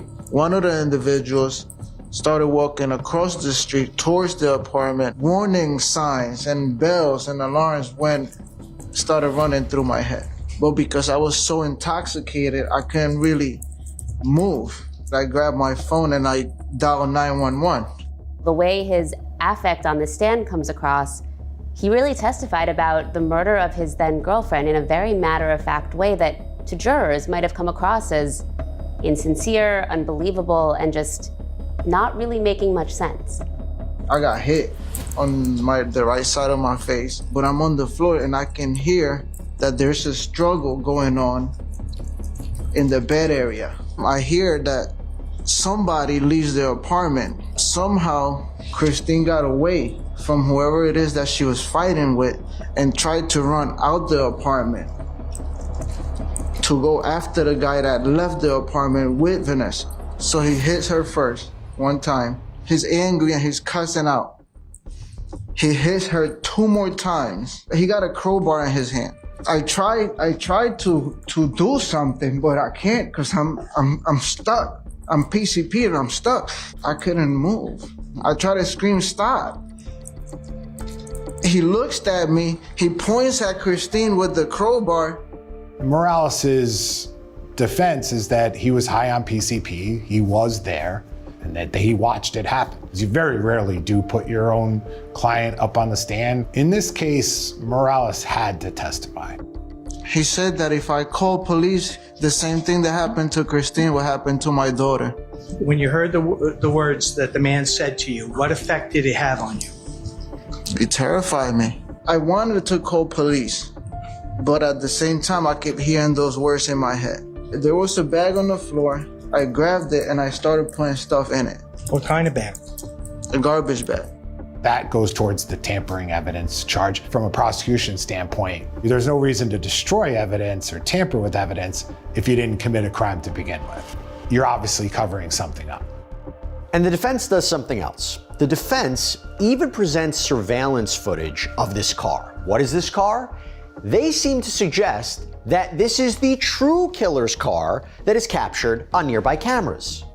Now, unsurprisingly, the state has a lot of questions for Morales about his story. You stated on direct that you saw people coming into your home. That's correct. And you stated that you watched somebody grab Vanessa and run out of the house. Is that correct? I heard. I didn't see the person, but I heard. You heard somebody run out with Vanessa. You don't know that. That's what you're saying. No, somebody did ran out with Vanessa. But you said you couldn't see it. You were down on the ground. I was down on the ground, yes. So you didn't see it. Did you see it? I didn't see him run out. At that point is when you saw the second guy then beat Christine down with the crowbar. I see Christine running towards the door area. The guy is running after her, and he hit her with the crowbar. Mr. Morales, did you kill Christine Holloway? No, I did not kill Christine Holloway. Doctor, can the ingestion of PCP cause mind-altering effects? Yes. This particular controlled substance is well known for causing mind-altering effects, very harsh mind-altering effects, breaks in reality, loss of perceptual functioning. In this particular case, there's an expert that you'd have to bring in to talk about how PCP can have that effect to make you not be able to help or forget what happened, cause unusual behavior. And you hope that that's enough to convince the jury that they didn't meet their burden of reason beyond a reasonable doubt. Following 9 days of testimony and mounds of circumstantial evidence, both the defense and the prosecution lay out their own summary of facts before the case is officially handed off to the jury for deliberations. Now, in a few moments, the defendant's lawyer is going to come up here. He's going to tell you that the state has failed to prove its case to you. He's going to tell you that the defendant didn't do this. Why would you believe that home invaders who committed murder and kidnapped a child would leave behind a living witness? I would respectfully request a verdict of guilty to the crime of murder and to the crime of tampering with physical evidence, and ask that you bring justice to Ms. Holloway and to her family. We know the state has not proven a murder case against Jose Morales. Use your good common sense. Who calls 911 before committing a homicide? No one. In a murder case, the state has to show there was specific intent to kill. It's not here. Use your good common sense and render the fair, just, and reasonable verdict of not guilty to the offense of murder. Has the jury unanimously agreed upon a verdict? Yes. For 8 hours, everyone is anxiously awaiting a verdict, and when it is announced that the jury has reached a decision, Jose Morales, he is sitting there stoic and silent. In the first count of the amended information charging the defendant Jose Morales with the crime of murder, how do you find the defendant as to the crime of murder? Guilty. This jury flat out rejected his account of what happened to Christine. They didn't believe him. And months later, in July of 2025, that is when Jose Morales faces his sentencing. My beautiful, brilliant, kind, caring, spiritual niece was brutally murdered on 12/2/2019. What was done to my niece, Christine Holloway, is unforgivable and disgusting, and that monster continues to lie. I hope that he stays in prison forever. And not only did my family lose a daughter, a sister, and an aunt, but I also lost my best friend. I know my sister-in-law was welcome to the gates of heaven, but I pray when your day comes, he may rot in the gates of hell. Mr. Morales, you are a dangerous person, a significant threat to society. Mr. Morales, please rise. As to the crime of murder of Christine Holloway, it is the sentence of the court that you be committed to the custody of the Commissioner of Corrections for a definite period of 60 years to serve. As to the finding of the crime of tampering with physical evidence, 5 years to serve, for a total effective sentence of 65 years to serve. From Friday to Monday, no one knows where Vanessa is.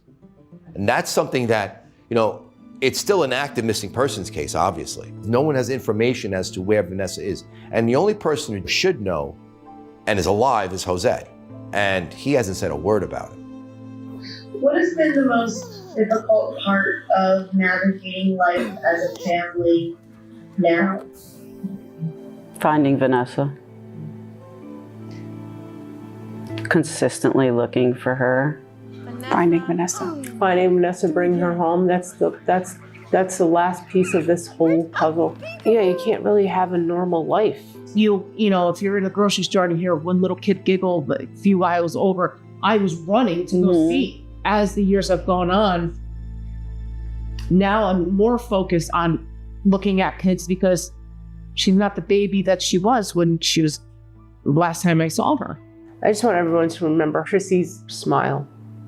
Her beautiful smile, her laugh. You know, her faith was everything, her family and her daughter, that was it. Going through all this, I try to live my life like how Chrissy did, you know, make everybody happy for my family and just to keep a smile on my face, like she did. She was a very bright light, and the world is a little darker without her.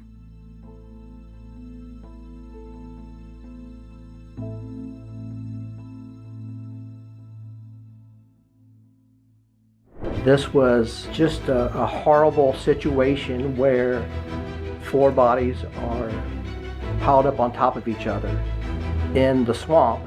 An entire family found dead by the side of a Florida road. It was brutal, it was savage, it was primal. As police search for another possible victim.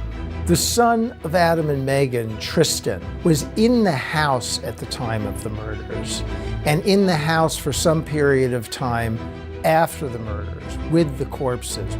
Who could have committed this heinous crime and why? Tell me exactly what happened, Megan. I just came home and my son's dad put a knife to my throat. She's alleging that you threatened her, threatened to even kill her, and threatened her with a knife. That's not true. And a shocker at trial turns the case upside down. The opening statement, dropping the bomb on everybody, including the prosecutor, was really... Hey there, everybody, I'm Jesse Weber, and welcome to Prime Crime. This is where we break down some of the most compelling and memorable true crime cases from across the country. When 4 people are brutally murdered, it's not just about catching the killer. It's about getting justice for the victims, because with this trial, it takes a very unexpected turn. Pasco County 911, what is your name? Megan Brown. Tell me exactly what happened, Megan. I just came home and my son's dad put a knife to my throat and he cut my hand and I'm like bleeding everywhere and my son's freaking out. I really don't want to do this in front of him. August 28th, 2014, the quiet waterfront town of Hudson, Florida. A frantic 911 call breaks the calm. Megan Brown was, I think, about 27 years old when this occurred. Megan Brown had a son, Tristan, who was 4 years old. Tristan's father was Adam Matos.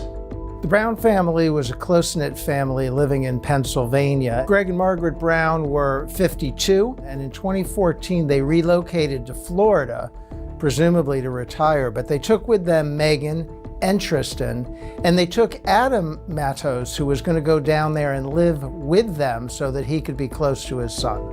They had, I believe it was a very brief relationship that resulted in Tristan.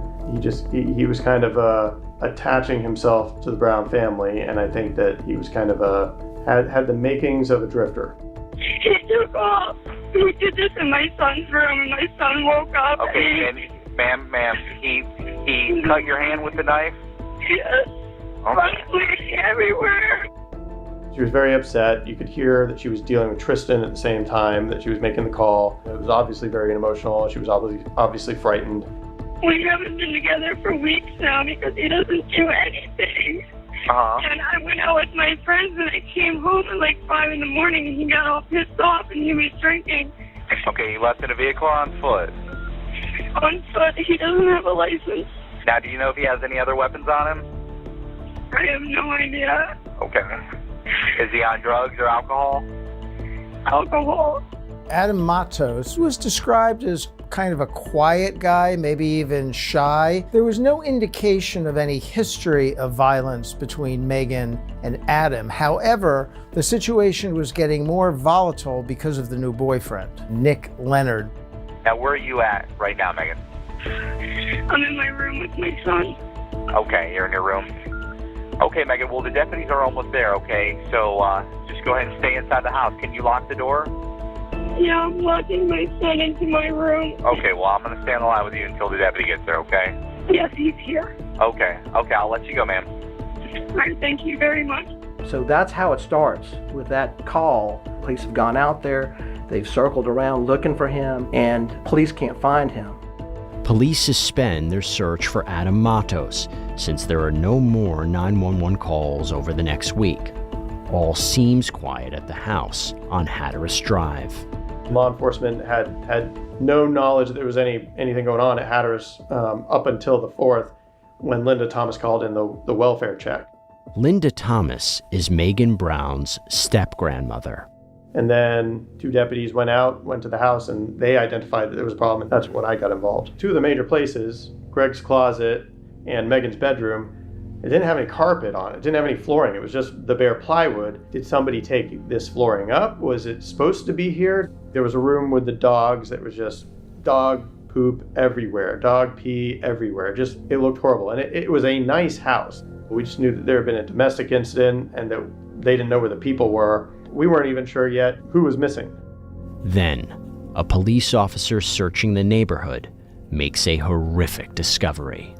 Sergeant Babcock had actually just driven down Old Dixie Highway with his windows open, got towards the end and smelled the smell and called other people out and looked, and you could see that there was a pile. That's how they found the bodies. The way the bodies were found is just, I don't know how to say it other than kind of horrendous. These 4 bodies are piled on top of each other in the Florida heat and humidity. It was quite gruesome. It was not clear who or how many bodies were in the heap. And I remember we didn't know, was Adam one of the people in the heap? Was Tristan one of the people in the heap? How many people? Was it 3? Was it 4? Was it more? So you really couldn't tell right at the beginning. The bodies are in such bad shape, medical examiners have to resort to using dental records to determine who the victims are. The victims of the crime were Megan's parents, who were Gregory and Margaret, Megan, of course, and Nick Leonard, who was Megan's new boyfriend. The MEs conclude Megan and her dad, Greg, were killed by gunshots, but her mom and boyfriend died in even more barbaric ways. The method was particularly brutal and savage, using a hammer, using a knife to stab them multiple times. That's close up. That's intense. That indicates a level of rage, a level of anger, a level of intent that you don't necessarily get from pulling the trigger on a gun. Police don't yet know exactly how the murders happened or who committed them, but they do know that 2 people who also lived in the house are missing, Adam Matos and his son Tristan. And the sheriff is scouring everywhere. There's a fear that something's happened to this kid, or even Adam. There's 2 investigations, one trying to solve this murder, and the second one is trying to locate this kid. Where is he at? And he's autistic, he's not very verbal. Investigators will soon discover that Adam Matos is very much alive, but at the moment, he's slipped through their fingers. So when the 2 deputies knocked on the door for the welfare check, Adam Matos and Tristan were in that house and then fled out the back. They saw law enforcement, and they actually left the house and I think hung out at a vacant house for a while. And he actually took like a canoe that was tied up at one of the houses at the end of Hatteras and canoed across the canal. It was around 9:30 at night. He calls for a taxi cab and then drives just past where all the roadblocks of law enforcement were. And then they actually stop at a convenience store on their way down to Tampa. They go down to Tampa, over to the Floridan hotel, where Adam goes, checks in with Tristan, gets a room. He signed into his, into a room in his own name. That is ultimately where he is located by law enforcement. Police make sure Tristan is safe and take Adam Matos into custody. They don't yet have enough evidence to charge him with a crime, but they do bring him in for questioning under the guise of the domestic violence incident involving Megan. My name is Detective Google, this is Detective Kennedy. We work for the Pasco County Sheriff's Office, okay? We needed to come here and talk to you about something that happened between you and, I guess she's your ex-girlfriend, Megan. So at some point you guys broke up? Right. When did you guys break up? About a week ago. A week ago? Okay. Do you remember what was that about? Just a bunch of drama. September 5th, 2014.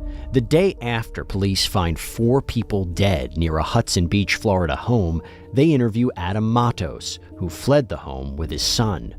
Police have him in custody in connection with the murders of his ex-girlfriend Megan, her parents, and Megan's new boyfriend Nick Leonard. But they aren't showing their hand just yet. I don't know if you were aware that deputies were even called out to the house, but we needed to come here and talk to you about some of the stuff that took place with that. And that's basically why we're here and why we wanted to come talk to you now. Detectives start by asking about the 911 call from Megan 1 week before the bodies were discovered, where she says Matos assaulted her. They don't let on that they know about the murders. So that was a week ago. Did you know that she called the police? No, I didn't. Didn't know, okay.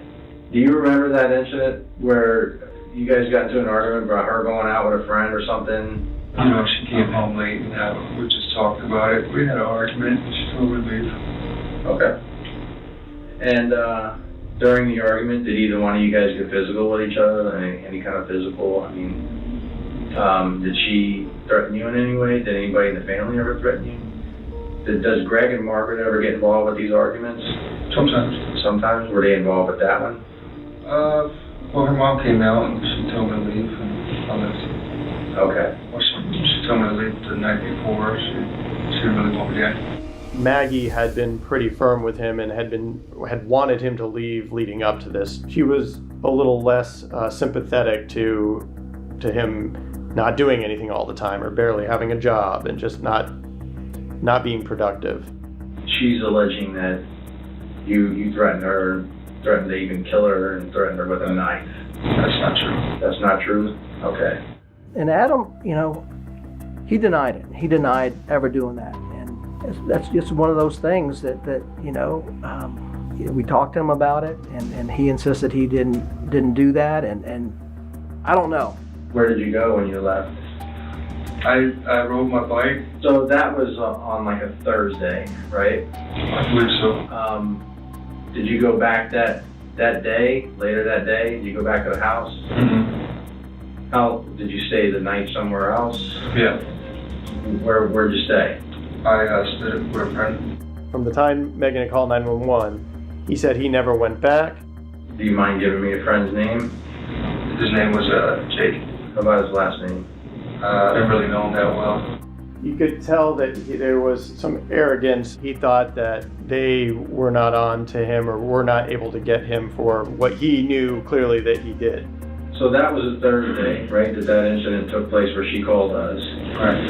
You spent the night with Jake in Newport Richie. Right. What time did you get up Friday? Friday. Can't remember. Do you remember if you went back to the house on Hatteras on Friday? I don't think I did, no. No? Okay. Not at all? The whole day? Didn't go back one time? No. He was willing to answer some of their basic questions, just, about the family. As they got into the 28th and the 29th, he was clearly lying. But then, Adam Matos slips up. Is there any way you can make sure that my son goes with my mom or my brother? We can't make any promises right now. Obviously, we would like him to go back to Megan. Do you know if that's going to be possible? I would know. Okay. Well, Megan's parents, they stay with them there. Detective Kennedy and Detective Google being good at what they do, they're like, well, we're really hoping that he could go with Maggie or Greg or Megan. And instead of giving him any kind of response, Adam very coldly says, well, you should call him, find out. I think he was starting to get an idea that they had a better sense for what was going on than he originally thought, so he asked for an attorney. After Matos lawyers up, his conversation with police ends. But bizarrely, he decides to talk to someone else. He grants a jailhouse interview to a local newspaper reporter. There's been a bunch of people following this story. What's your message to them? What do you want people to know about you first off? Nothing really. Just a regular guy. Did you kill those 4 people? No. Well, what do you think happened? Honestly, I couldn't tell you, you know. And when Matos speaks with this reporter, police listen in, hoping he'll reveal more than he did when they talked with him. Can you tell me anything about the domestic violence? Because, you know, she said that you put a knife to her, backed her into the corner of the room. I mean, what's your side of that? That's not what happened. What happened? We just had a disagreement about something, and pretty much told me to leave, and I left. What were you guys disagreeing about? I can't remember, you know, but something dumb, probably.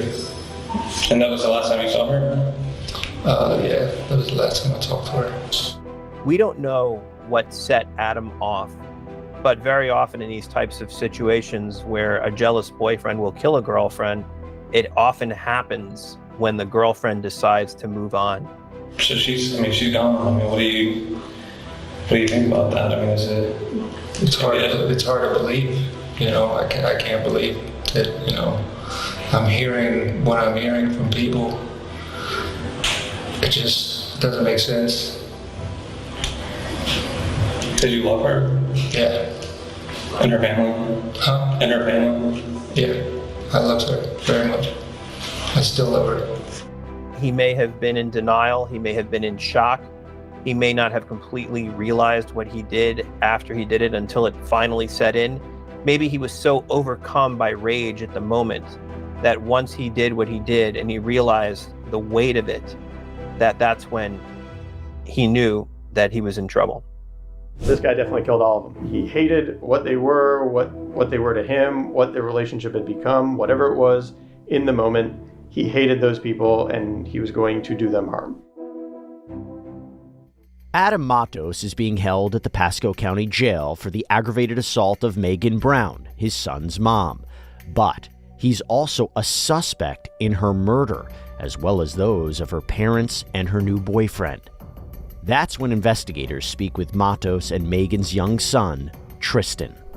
Tristan was 4 years old when this happened and was described as autistic, and in communicating with him, you could tell that there was some difficulty getting information from him. But Tristan does help fill in some details of how his family and Nick Leonard were killed inside the house on Hatteras Drive, all on the same day Megan made her 911 call. There are 2 versions of the story, but this is what law enforcement and prosecutors believe happened. He came in that house intending to kill these people. He entered through the side door.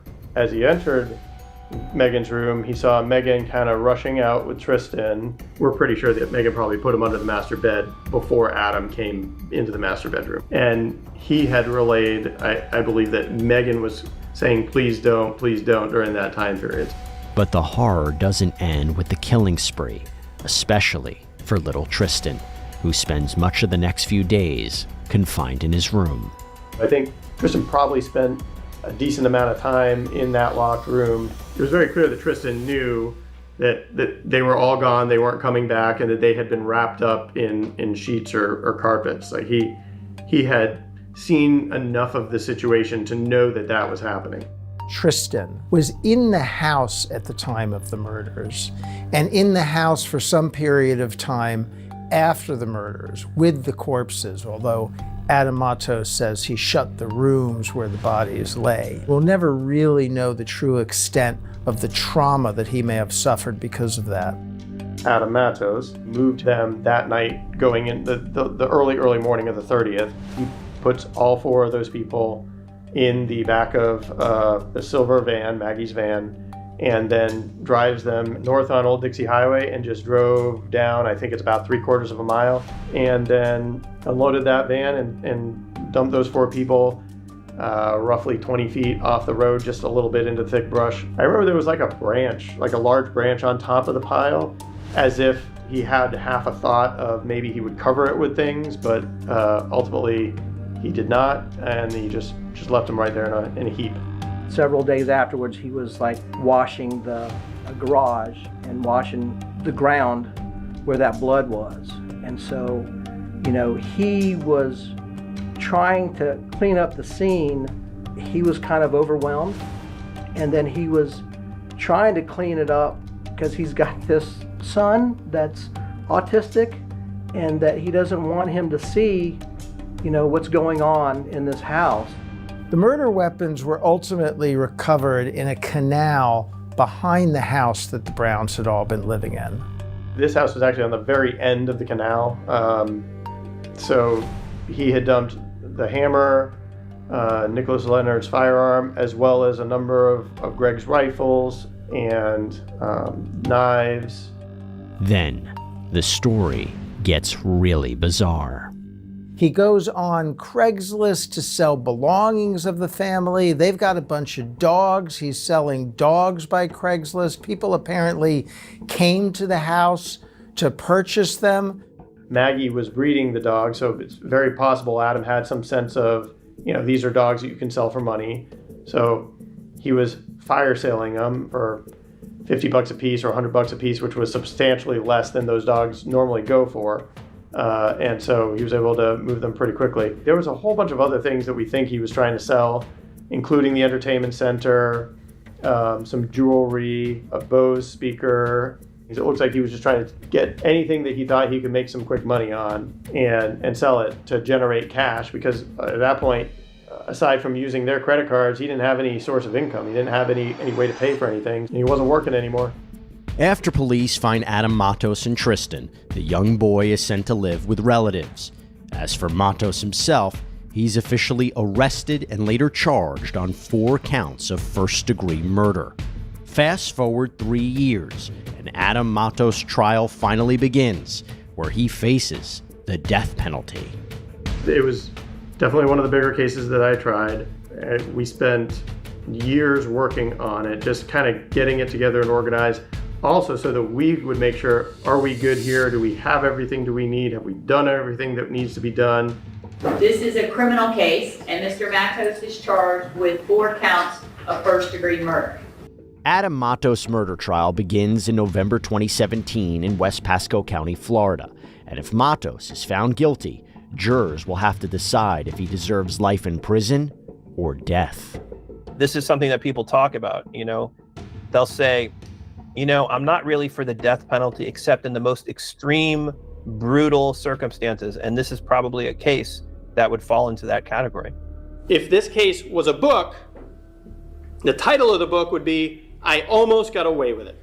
On the morning of August 28th, 2014, this defendant, Adam Matos, threatened to kill the mother of his child, Megan Brown. And then later that day, he made good on his threat, came back and killed her parents, Greg and Margaret, and her new boyfriend, Nicholas Leonard. The challenge is to make sure to communicate to the jury all the things that we know so that they will know them too, to make sure that everything is clear, all the different pieces, because there was so many pieces of evidence, so many things that tied together. The evidence will show that this defendant, after killing these 4 people, sold their stuff, engaged in substantial cleanup, ultimately disposed of their bodies on Old Dixie Highway. They tried to get away from the scene, distance himself from the scene, and obscure the scene to avoid detection. And after you hear from all the witnesses and see all the evidence, we're going to ask you to find this defendant guilty of murder in the first degree. The prosecution's strategy of this trial was really to leave no room for doubt by putting on every witness, putting on every piece of evidence they have. As you approached the residence and got into the residence, did you notice any odors? I did. It was a really foul odor as I was coming into the garage. Was the smell that you smelled coming from 7719 Hatteras Drive consistent with that decomposing body smell? Yes. They called more than 400 witnesses to prove that Adam Matos committed these murders. And remember, they didn't have film of it. They didn't have an eyewitness. They didn't really have useful DNA evidence because there was no doubt that he had been living in the house. Do you know what time it was? It was after midnight, 12:30. Adam, the next door neighbor, showed up. Do you come from the general direction of 7719 Hatters Drive? Yes, sir. How did he appear? He was sweaty. Did you find that unusual based on the weather that night? Yes, sir. I mean, it was a summer night, but it wasn't very hot, you know. They had to tell a full story of the circumstances that led to the murders, where they found the bodies, where they found the weapons. I'm a member of the dive team, underwater recovery team. When you got into the water, did you find anything? My first step into the water off of the ladder, I stepped on a rifle. The activity of Matos immediately after the murders and what he did at that house for some period of time, and the prosecution put on an extensive case covering all of those facets. Did you set up a point where you were going to meet up at a certain address in order to buy a dog? Yes, sir. He just kind of slid out the door, like cracked it and slid out with the box of dogs. Okay. Did he didn't invite you guys to go inside and look at him? No, sir. Now, on August 29, 2014, did you see an ad on Craigslist for a TV that sparked your interest? Yes. After we knocked on the door, a gentleman came out. I said, I'm here to look at the TV. He says, okay, can I bring it out to you on the front porch?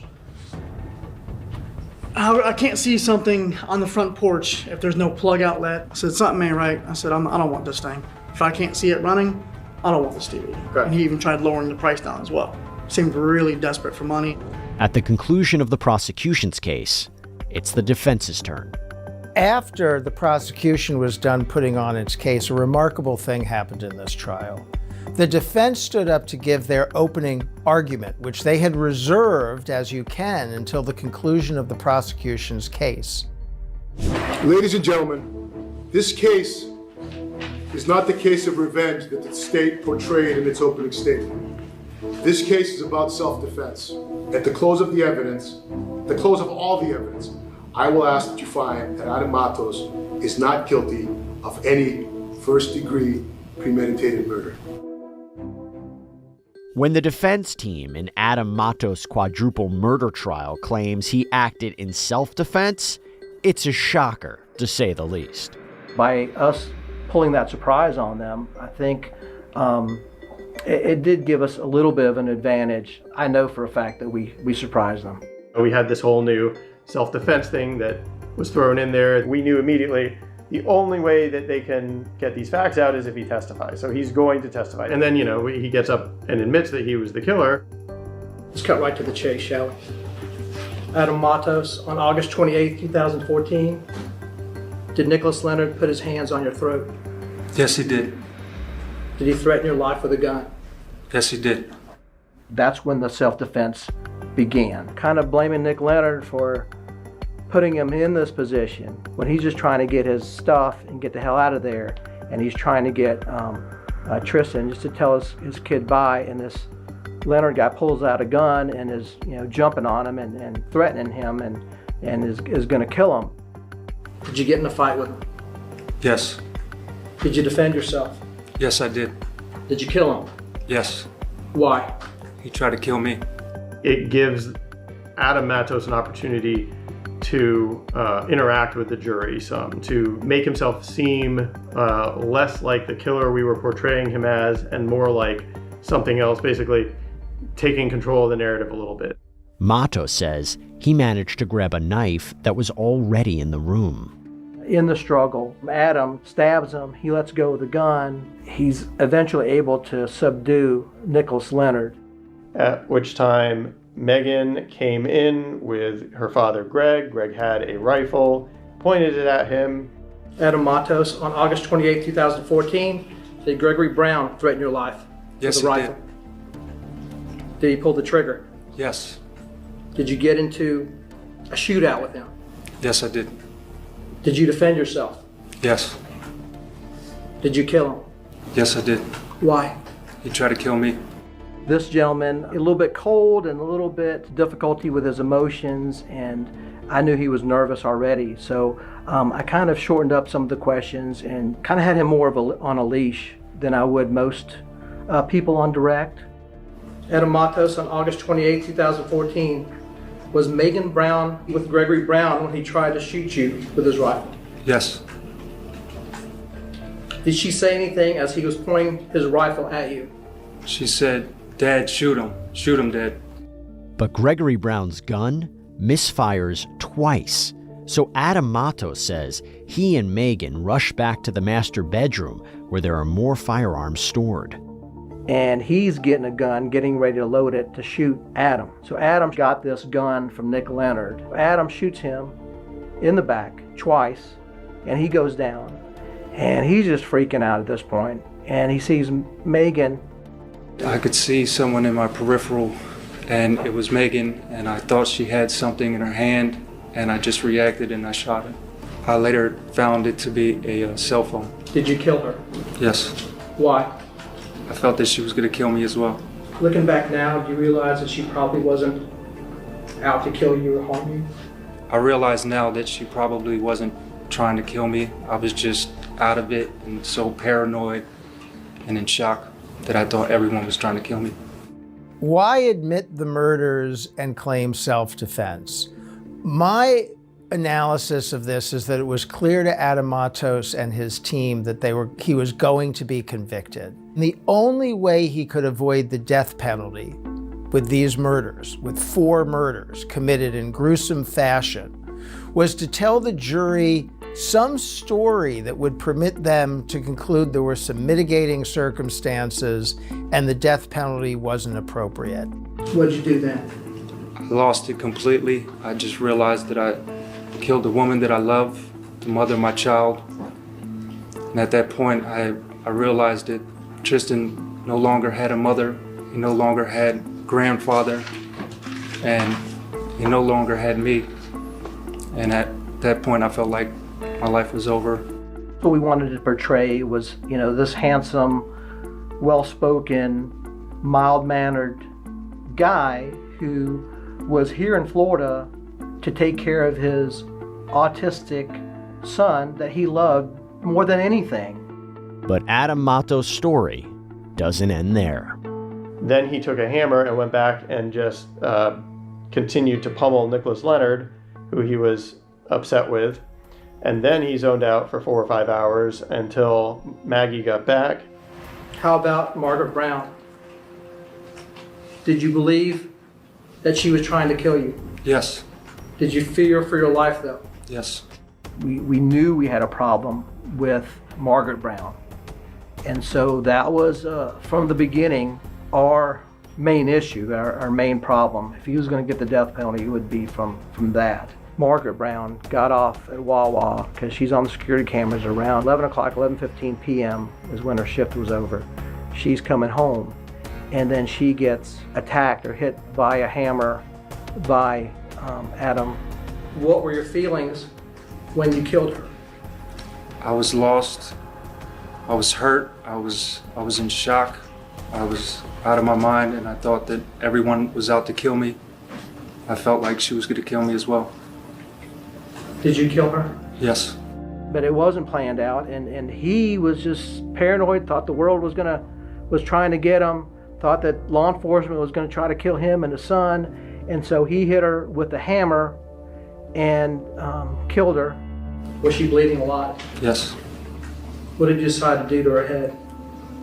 There was a lot of blood, and to stop the blood from getting everywhere, I put a trash bag over her head. How do you feel about her death now? Horrible. I feel disgusted, and I loved her very much, and there's not a day that goes by that I don't think about it. I relive those memories. I relive it every day, and it just haunts me every day. I don't think he was sorry at all about what he did to the victims. I'm sure that they spent some time preparing him to testify. You want to put more of a human face on this person that we were going to ask them to kill. When prosecutor Brian Sarabia cross-examines Matos, he seems much less sympathetic. Well, you still could have gone out the front door. You agree? I could have. You could have said, wait, guys. Everything's fine. I'm leaving. I'm just getting my stuff and saying goodbye, right? You could have done that. Possibly. You didn't do that, though, did you? No. You pursued Greg and Megan, right? Yes. You pursued them into the master bedroom. There is a sense of brutality from the close-up nature of these killings, and that kind of intense violence suggests something, frankly, more than self-defense. And Tristan was in the master bedroom when this happened, wasn't he? No, he was in his bedroom. He was in his bedroom? Yes. By himself? Yes. Was he locked in there? I believe Megan told him to close the door. When did that happen? It must have happened while we were in the room. It must have happened. Did you hear it happen? No, I didn't hear it happen, but she must have told him to lock himself in the room because when I came over to the room, he was locked in there.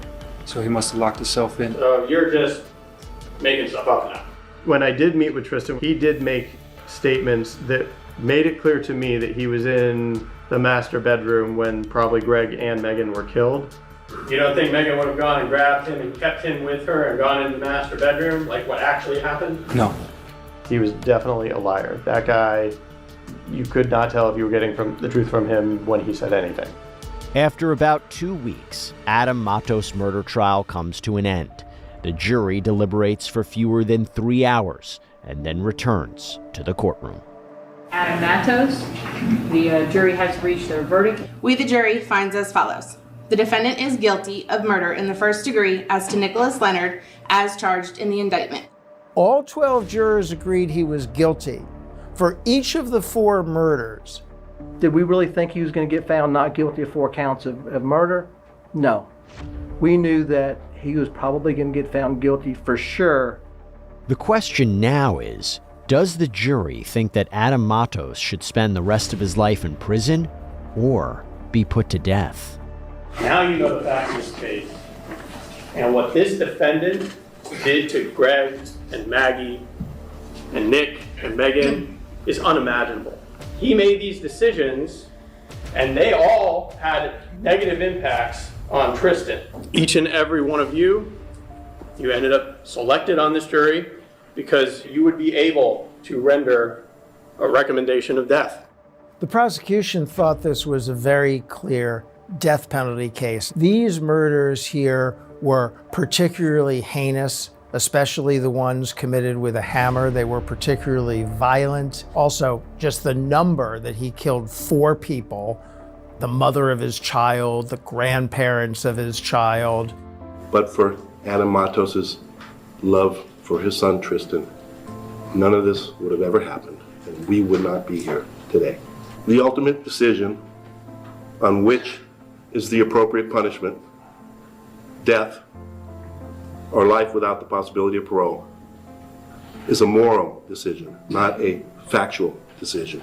It is a decision that you will have to live with the rest of your lives. Embrace the better angels of your nature and choose life. You'll never regret it.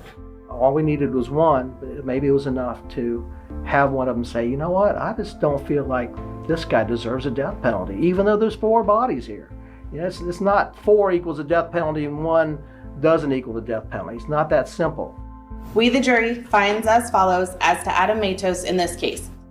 On 3 counts, 10 of the 12 jurors voted for a death sentence. For the final count, the murder of Margaret Brown, the vote was 11-1. Since at the time Florida law required a unanimous decision as to the death penalty, Adam Matos' life was spared. We were luckily able to get one person to knock on that door and say, hey, I'm choosing life over death. I don't think that the juror who held out was going to ever vote for death. The defense strategy proved successful, and in a remarkable way, because in fact it was only one juror. It was only one lone juror who refused to agree to a death penalty verdict in the case. Before the judge officially sentences Adam Matos, the niece of Margaret and Greg Brown speaks up for Tristan, whom her mom has legally adopted.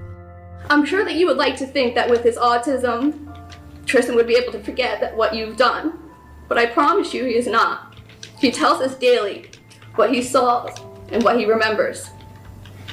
He tells us Daddy made a boo-boo on my mommy's head, and there was a lot of blood. He makes my mother promise him, when they say their prayers every night, that she will never leave or hurt him. He's terrified of you, Adam. You stole his whole world. You ruined his whole life, and we are here to pick up the pieces. We adore him. We get to watch him grow. We get to listen to his infectious laugh, and we get to see his bright, beautiful smile. Is there anything that defense wants to present or any statements the defendant wants to make before I enter the sentence?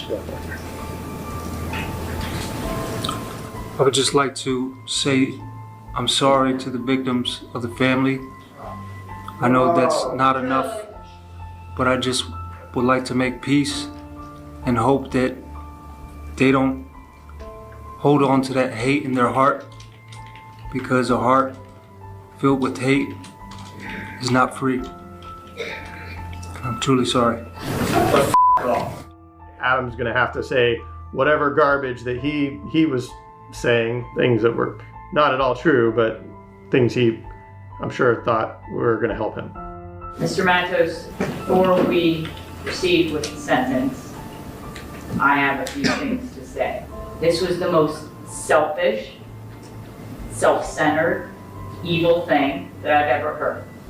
That you took the stand and you said that you did all of this for your son is ridiculous. Hopefully, with the love that he has from the relatives that he has, he will learn to understand and be happy and learn the things about his mother that he did not know because you took her at such a young age of his. I sentenced you to life without the possibility of parole. You will never, ever be released from prison. It's one of those cases that I know we will be forever changed from it. It's just something that stays with you. It's definitely something that you never fully recover from. Just the magnitude of the hurt that Adam Matos did to the community, to the people who were close to the victims, just the horrible way in which it happened. We have an 8-year-old girl who's in danger. She's been missing for 2 days by the time police are called. And the people you'd expect to help the most seem to have a different agenda. So on November 21st, 2021, police received a phone call coming out of Georgia about a missing 8-year-old girl. The 911 call was made by Brittany Hall, the girl's mother. Gwinnett County, Georgia, just a few miles outside of Atlanta. Little Nicole Amari Hall has reportedly disappeared from the extended stay hotel where she's been living with her blended family. So Brittany Hall was the mother of the 3 children who lived in the motel, the mother of Amari Hall, and also of Amari Hall's younger siblings, a 6-year-old sister and a 5-year-old brother. Brittany Hall was living in that motel with the children and her girlfriend, Celeste Owens. Celeste was Brittany's partner. They had known each other for several years, eventually moved in together in the summer of 2021. Nicole Amari Hall, she was autistic. She used to like to go by the name Amari rather than Nicole. So the 911 call came in on November 21st of 2021 and police arrived. They obviously started their investigation. Things started looking suspicious pretty early on. So the children in this case were living in quite a high level of isolation. They were living in this extended stay hotel and being homeschooled. So what does that mean? That means first and foremost, no contact with other children for all intents and purposes. There are no neighbors, so to speak. The living situation raises a red flag for police, who immediately bring Celeste Owens and Brittany Hall in for questioning. They begin by asking what happened on November 20th, the last day Amari was said to be in the hotel room. Celeste sometimes refers to her as Maury. We're going to start with Saturday. From the moment you woke up, I want to know everything you did, all the way until Okay. The moment you realized she Saturday, was I missing. woke up, I went to the store. Okay, what time was that? Saturday, I woke up, went to the store, it had to be around 11. Couldn't have been after 12 because I don't like shopping that early. Then I came back. What happens right after that? Right after that, too, I leave. Okay, you leave. Where'd you go? I went with my sister back to my grandma's house. So you and your sister go to grandma's house. So when you got back from grandma's house, you said that was 4 or 5 p.m.? No, 8 a.m. The story wasn't adding up because she had told the police that she was with her sister, and the police interviewed the sister and found out, no, that was incorrect. She was not with me, so she had false statements. Now, when you get back around 4 or 5, did you notice that the kids were in their bed? Or? I didn't really look because my corner, I went straight to my corner, was on the right side. As soon as you open the door, my So you just wanted to go to bed. You weren't really like checking to see if they were there or not. You just assumed they were. Yeah. And was Brittany was home when you did that? When you got in? Okay. And where was Brittany? Was she in bed or somewhere else? She was in bed. She was in bed. Okay. And that's around 4 or 5. And then what happens after that? That's when I was asleep, and that's when Brittany woke me up and said, "Babe, you know, we gotta find it. We gotta." And I'm like, "What happened? What's going on?" And this, I think, more went away. And then that's when she went outside and started looking. Okay. And what time was that when she woke you up? Right before she called 911. She woke me up as soon as she was dialing 911. She woke me up. While detectives question Celeste, other officers search for Amari. They distribute a poster that describes her as 4'10", wearing a Tweety Bird jacket and blue and white pajamas. Of course, anytime a missing child report goes off, all hands on deck. Everybody was struggling to find her. There was door-to-door canvassing, trying to maybe see if she had wandered off into a neighbor's home or a neighbor's in the motel, like just a neighbor's room in there, or maybe she was just on another floor. She was autistic, and obviously those were issues that the police had in mind when trying to find her. So she wakes you up, she calls 911 as she's waking you up, you said. And then she goes outside and she went and checked the whole parking lot. Check the camera, I guarantee you. Okay, so that was one thing I wanted to touch on too. So Yes. we've checked several cameras. There's a camera for the hotel, there's the car wash across the street, there's a hibachi, there's another camera. We've checked all those cameras. We have people checking those cameras right now. They never saw her walking around that hotel. Really? This morning? Mm-hmm. So is there any reason why that's not adding up? I don't know. They came out and they poured over the hotel complex, neighboring businesses. They tracked down surveillance footage from the motel and from businesses across the street and on the same side, but there was no surveillance video played of Amari running out of the hotel, because she didn't, or of Ms. Hall searching for her, because that never occurred. No, we didn't see her walking. No, it's not. We didn't see any of that. Yeah. So that didn't happen. Okay, we know that didn't happen. There's no dispute about it because the video evidence shows that that did not happen. The police started to determine that the story that led up to her being missing began to unravel, and they suspected foul play. Police try to fill in the missing pieces by talking to Amari's 2 younger siblings, sister Zaire and brother Jakari. The statements the children made to the police when they arrived at the scene were somewhat disturbing. The middle child gave more of a little comprehensive statement about seeing her sister go away. She misbehaved and went away, and she wasn't going to be coming back. He's at a hospital that bad kids go to, and a man put a hole in the doctor's room. Oh wow, that sounds kind of scary. When was she at that hospital? The other night? The other night? Yes. Okay, so would you say it was like 2 nights ago? Or 3 nights ago? 2 nights ago. So the little sister explained to police that Celeste had told her that Amari had to go to the bad kids hospital, which is really just a terrible phrase to say to a child. It feels almost like she had used that phrase maybe more than once, or maybe used it kind of as a veiled threat to the child. How did the kids know you? Like, did they call you Celeste? Did they call you mom number 2? Like, what? Dad. They call you dad? Okay. Is there any reason why Zaire would say Dad took her sister to the Bad Girl Hospital. To the Bad Girl Hospital? Oh, she's saying that because when Maury would act out, I say, Maury, listen, if you can't listen to us, you're gonna go, can't say defects, can't say none of that stuff. I said, Maury, if you can't play with your sisters or you can't negotiate, you're gonna go to this place. And normally when we say that, Maury will act right for at least 3 hours. Nicole Amari Hall. She was, at the very least, on the autism spectrum. Quite often, children with this disorder have been misinterpreted as being difficult, stubborn, and so forth.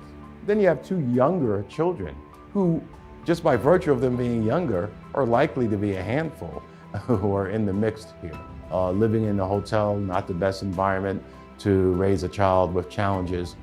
So this was just the environment that was somewhat of a powder keg psychologically, I would say. And it appears the children may have endured severe suffering as a result of the fallout. Pretty early on, the police realized the other children looked abused, maybe malnourished. The other 2 children had some bruises on them. Is there any reason why there's bruises on the children? Don't know. Do you know about the bruises that are on Soraya? When's the last time she got a licking? Was I there? I couldn't tell you.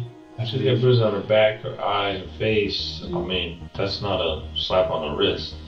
Do you know how those were caused? I really don't. With every hour Nicole Amari Hall is missing, the chances of finding her alive continue to fade. So detectives press Owens harder to tell them anything she knows about the girl's whereabouts. When I have a 6-year-old that tells me that Dad, which is you, took her and she's not coming back, and that raises some concerns, and that's something I have to explore. Okay. So with that being said, again, do you know where Nicole is? No, I don't. No. Did you take Nicole from the home? I did not take Nicole from Did anything happen to Nicole within the last 24 hours that you're aware of that caused her any type of injury? No. No. Is Nicole alive that you're aware of? That I'm aware of, yes. Is she dead that you're aware of? No. No. Okay. Do you have any reason to believe that she would not be okay? Other than the fact that kid she's that's wandering out, I assume the worst. Okay. Do you know anything about her whereabouts? No, except but the same thing we've been saying 20 times today. It's just the same thing. And if I'm coming off angry, it's because it's just a lot going on. I know it's a lot going on. I just have a couple more questions, and What questions? That's all I got for you. What questions, man? As a last-ditch effort, detectives use Amari's sister's statement to try to pry information from Owens. The little girl said that you were involved, so we need to address that. We need to see if there was any type of involvement. Okay, why would she say that she's afraid of you? Why would she say that you have a gun and that you would threaten her? Why would she say that you took Nicole? I don't know why she said that. You would have to. So you're just saying she's just ask her making that. it up? No, I'm not making it up. But they don't like when I get mad. But I don't get mad to the point where it's like threats and Has it ever stuff gotten like physical? that. No. And it's like kids also lie as well. Oh, So it's like I'm not gonna believe everything that flies out of kids' mouth. Meanwhile, police continue their search for Amari, still hoping to find her alive. Police pulled out all the stops. There were helicopters, there were canines that were around trying to sniff for her body or her scent. November 22nd, the Gwinnett County Police Chief has a devastating update to the case. We compared statements that we had gotten from Brittany Hall and also her partner, Celeste Owen. We compared those statements with evidence that we gathered and recognized that those statements were indeed false. At that point, our investigation transitioned from a missing person case to indeed a homicide case. Celeste was arrested first, and it was, I think, the 22nd, and Brittany Hall was allowed to go home, but she was arrested the very next day when they called her back in. So how long am I being detained? Well, you gotta go over to the jail. You're gonna take me to jail? I told you you're being charged with false statements. So I said you're not free to leave.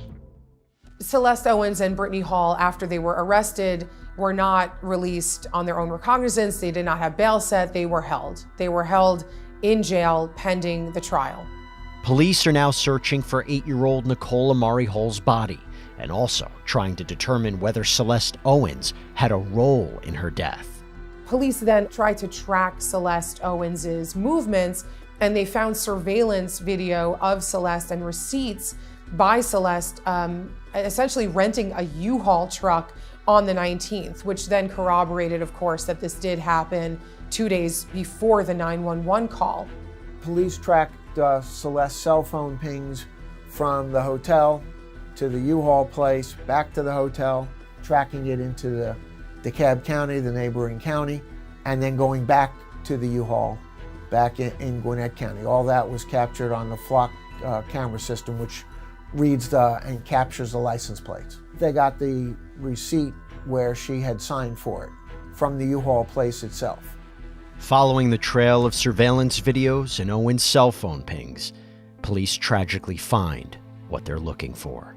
I'm deeply sad to report to you that at 10:45 this morning, the body of Amari Hall was discovered in DeKalb County near the Stone Mountain Freeway. My heart goes out to the extended family of Amari Hall. We worked diligently on this case. The investigators from our uniformed patrol officers who went out and searched the area, we worked extremely hard, and unfortunately these were not the results that we had hoped for. Amari was ultimately found in a wooded area in a neighboring county. They found her body wrapped in garbage bags just in the wood line. Within the next several hours, we will charge Celeste Owen with felony murder in connection with the death of Amari Hall. Additionally, Brittany Hall will be charged with concealing the death of another. We will continue to also investigate her role in this murder. We are happy to bring these individuals to justice. And I'd like to, once again, to thank the officers here. I'd also like to thank the residents at the Hometown Studios who were very helpful in our investigation as we searched door to door for Amari. It tugs at your heartstrings. Here you have an 8-year-old who's just starting out in life, and she winds up in trash bags in the woods. I'm sure it took an emotional toll on all the law enforcement, police, prosecutors who were involved. For sure, everybody out there searching for her. Her body was actually cocooned in 2 plastic bags. The 2 bags were anchored around her body with a black knit piece of cloth. When you have bodies that are wrapped, that goes to show maybe even elements of premeditation, because Amari's body was off the road and back into a wooded area. That means that the perpetrator would have had to have stopped the vehicle, taken her precious little body, and walked from the shoulder of the road back into the wooded area in order to discard them. There's a real attempt to try to obscure or hide Amari's body in this particular case. Amari died from the injuries she sustained from being beaten. Juries are human. Someone has to pay. Amari's cause of death, to be quite frank, was that she was beaten to death. There's no other simple way to put it. The autopsy report showed multiple injuries, fractured bones. In addition, she was malnourished.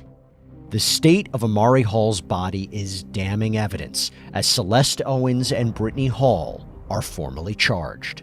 She had cruelty to children 1st degree, malice murder, felony murder. I know they had a charge for false statements to law enforcement, hindering the location of a body. She had multitude of charges, and several charges per each of the surviving children for cruelty in the 1st degree. And Brittany Hall, who's been charged basically with the same felony murder, the same malice murder, abuse charges, the concealment of evidence, child abuse, but the prosecution decided to try the Celeste Owens case first. They had separate trials because Brittany, in her 2nd statement to the police, blamed it on Celeste. So that's why the trials had to be severed, split off. because those statements could not be used in Celeste's trial. So Brittany Hall has not gone to trial yet. She's still incarcerated, awaiting her day in court. As Celeste Owens' case goes to trial, the prosecution has a clear advantage. And so going in, I think the prosecution had 90% home to a conviction from the start. They had the sympathy because you had children, not just the deceased, but you had children as alleged victims. So that going in tugs at the heartstrings of jurors. You had the flock cameras, you had the surveillance, you had the crime scene photos, you had the U-Haul rental, you had the tracking of the cell phone. So going in, they had a tremendous advantage. Prosecutor Sabrina Nizam opens with a shocking cell phone video that was actually recorded by Owens herself. It shows her and Brittany Hall abusing the children. It's too disturbing to show here, but for the jury, the impact of that clip was devastating. Turn around, put your hands up. I said swallow the food first, then take another bite, because she dropped the mashed potatoes everywhere and tried to scoop it out the carpet with a spoon. Then I said stop. She stopped and finally trying to keep going after I said stop. So I'll slap her stupid ass. Ladies and gentlemen, what you just glimpsed is 90 seconds, just 90 seconds, of the life that 8-year-old Amari Hall, her 6-year-old sister Zaire, and their 5-year-old brother Jakari Hall lived in the care of this defendant. The state will expect the evidence to show you that the young child in the middle, who was slapped so hard that her head swung back, is 8-year-old Amari Hall. The stakes were very high for this prosecution because you must come home with a conviction on a case like this. Such a tragic and horrific murder, you cannot afford to lose. And so the prosecution, I'm sure, even though it seems like a slam dunk case, did not want to be cocky. They wanted to, check every box, dot every I, cross every T. What you will learn is that 4 months after this video was made, Amari is dead. She is found naked, wrapped in garbage bags, and thrown into the woods.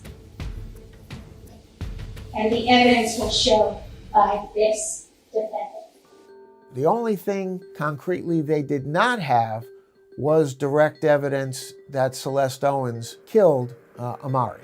There was no direct evidence of that. There's not even circumstantial evidence, in my opinion. I mean, nobody ever said they saw Celeste Owens strangle her, choke her, beat her, and inflicted the fatal blows. There will not be specific evidence in this case that pinpoints that my client delivered the fatal blow or blows to Amari. I'm going to ask you to hold the state to their burden of proof beyond a reasonable doubt and return a verdict of not guilty as it pertains to Celeste Owens. Some of the most powerful testimony in the trial comes from Amari Hall's younger sister, who spoke to police early in the investigation. Can you say your name and spell it for us? Zaire, Z-A-I-R-E. What's your last name? Hall, H-A-L-L. Thank you, ma'am. How old are you? 9 years old. Obviously, for her protection, she was testifying off camera rather than being in person in the room. Now I want you to tell me about a typical day when you lived with your mom and Celeste in the apartment. What would you do then? I don't know. Did you watch TV? No. Did you play on your phone? At that time, I didn't have a phone. Did you play with toys? We didn't have toys. What things did you do since you didn't have toys and a phone and TV? We looked at the wall and yeah, that's all I can think of for right now. Just looked at the wall. When you lived there, did you get spankings? Yes. It's actually quite remarkable that Amari's little sister was able to give the extensive detail that she was able to give, not only to the police, but then again during trial in her testimony. Let's talk about where you slept. When you lived in the apartment with your mom and Celeste, where did you sleep? On the floor. Did you have a pillow? I don't think so. Did you have blankets? Maybe. I don't know. That's okay. Where did your brother sleep? On the floor as well. Where did your sister Amari sleep? On the floor. Did your brother ever get spankings? Yes. Did your sister get spankings? Yes. All of these minute details that the younger sister was able to remember and retell is, again, very remarkable. What a brave young girl who obviously was concerned for her sister's well-being and was able to remember all of these very specific details. Do you remember the last night you saw your sister? Yes. My sister went to the bathroom, and when she came out, Whitney told her to open her mouth, and she had toilet paper in her mouth. And the next morning she wouldn't wake up, and yeah. Wouldn't wake up, okay. What else happened after that? The next morning, Whitney tried to wake her up, and then after that, she got put in a container with a lid on it, and got put in the trunk of a car and drove to the Bad Kids Hospital. Who put her in the tub? Celeste. And where did you say she took her? To the Bad Hospital where kids go. Have you been to the Bad Kids Hospital? No. How do you know that's where Amari went? Celeste talked about it a lot. Prosecutors also questioned Zaire Hall about how she suffered too. State's Exhibit 58. What part of your body is that? My back. Do you see the marks on your back in that picture? Yes. Do you remember where those came from? I think so. Okay, where do you think they came from? A belt. Children are wildly impactful. Their testimony can be wildly impactful on a jury for a few different reasons. First of all, for the most part, the younger the child, the less likely they are to lie. We know that they tend to tell the truth. And further, this is a child who suffered an enormous amount of trauma. And the things that she described are not the things a child would lie about. Toilet paper being shoved in the mouth, the Bad Kids Hospital, her sister being placed into a container. These are not even things that children can make up. But then, Amari's grandmother, Brittany Hall's mother, takes the stand, and there seems to be a disconnect. Were you ever aware that Brittany was inflicting corporal punishment on the three kids? No. When did you learn that? When I saw it for the first time. Ms. Wright, tell me a little bit about Amari. She was a very vibrant, happy little girl. We loved to play dress up together. When I would go in the kitchen and cook, she would love to come in the kitchen to see what G was cooking so she can help cook. Amari's grandmother, Barbara Wright, seems to paint a very different picture of the child Celeste Owens apparently punished for being bad. While Amari was with you and attending school, did you have any problems with her as far as school? No. Were you ever notified by her teachers about any behavioral issues? No. Any fights that she had with any other students? No. Being disrespectful to her teachers? No.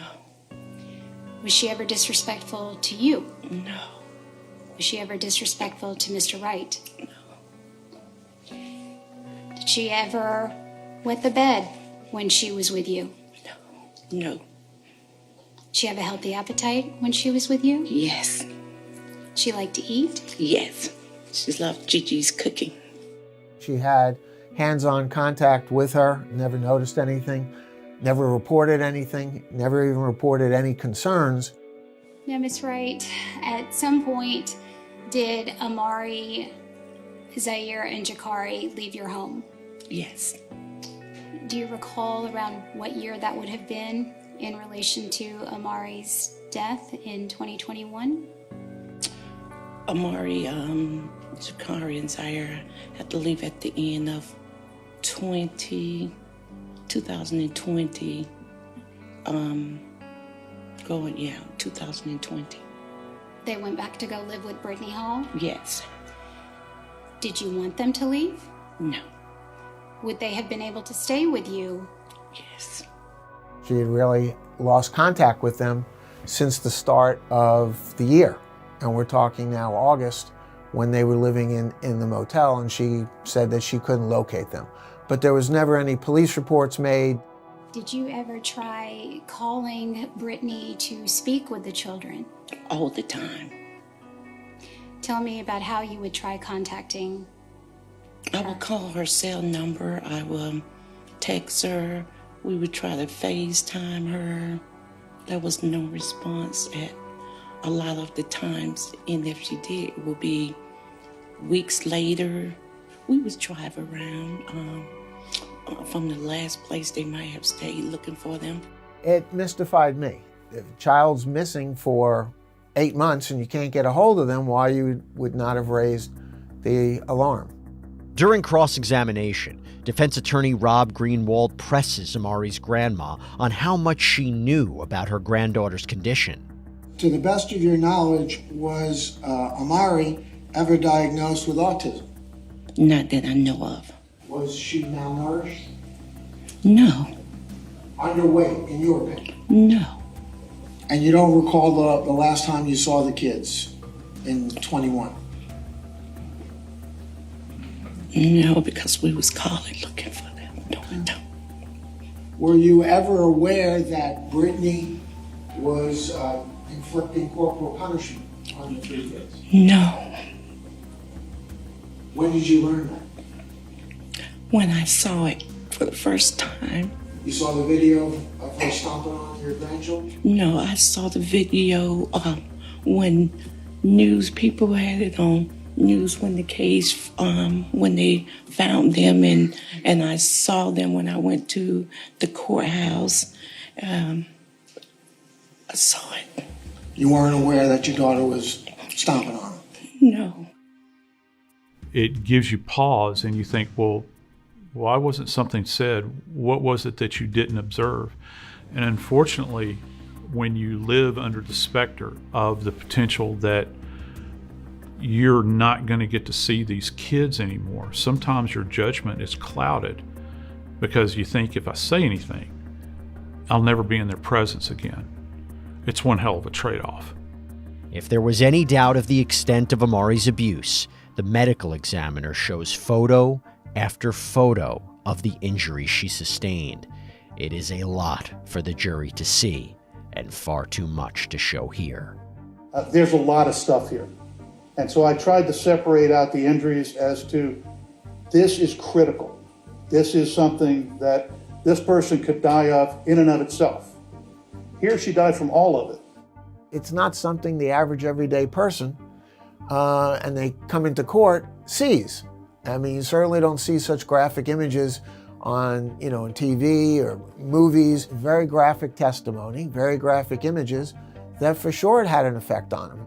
Cause of death, multiple blunt force injuries, other significant conditions. Those are things that aren't reflected in the cause, but are also important in her death. And those other conditions were battered child syndrome, malnutrition, and the manner of death, homicide. Can you define battered child syndrome for the jury?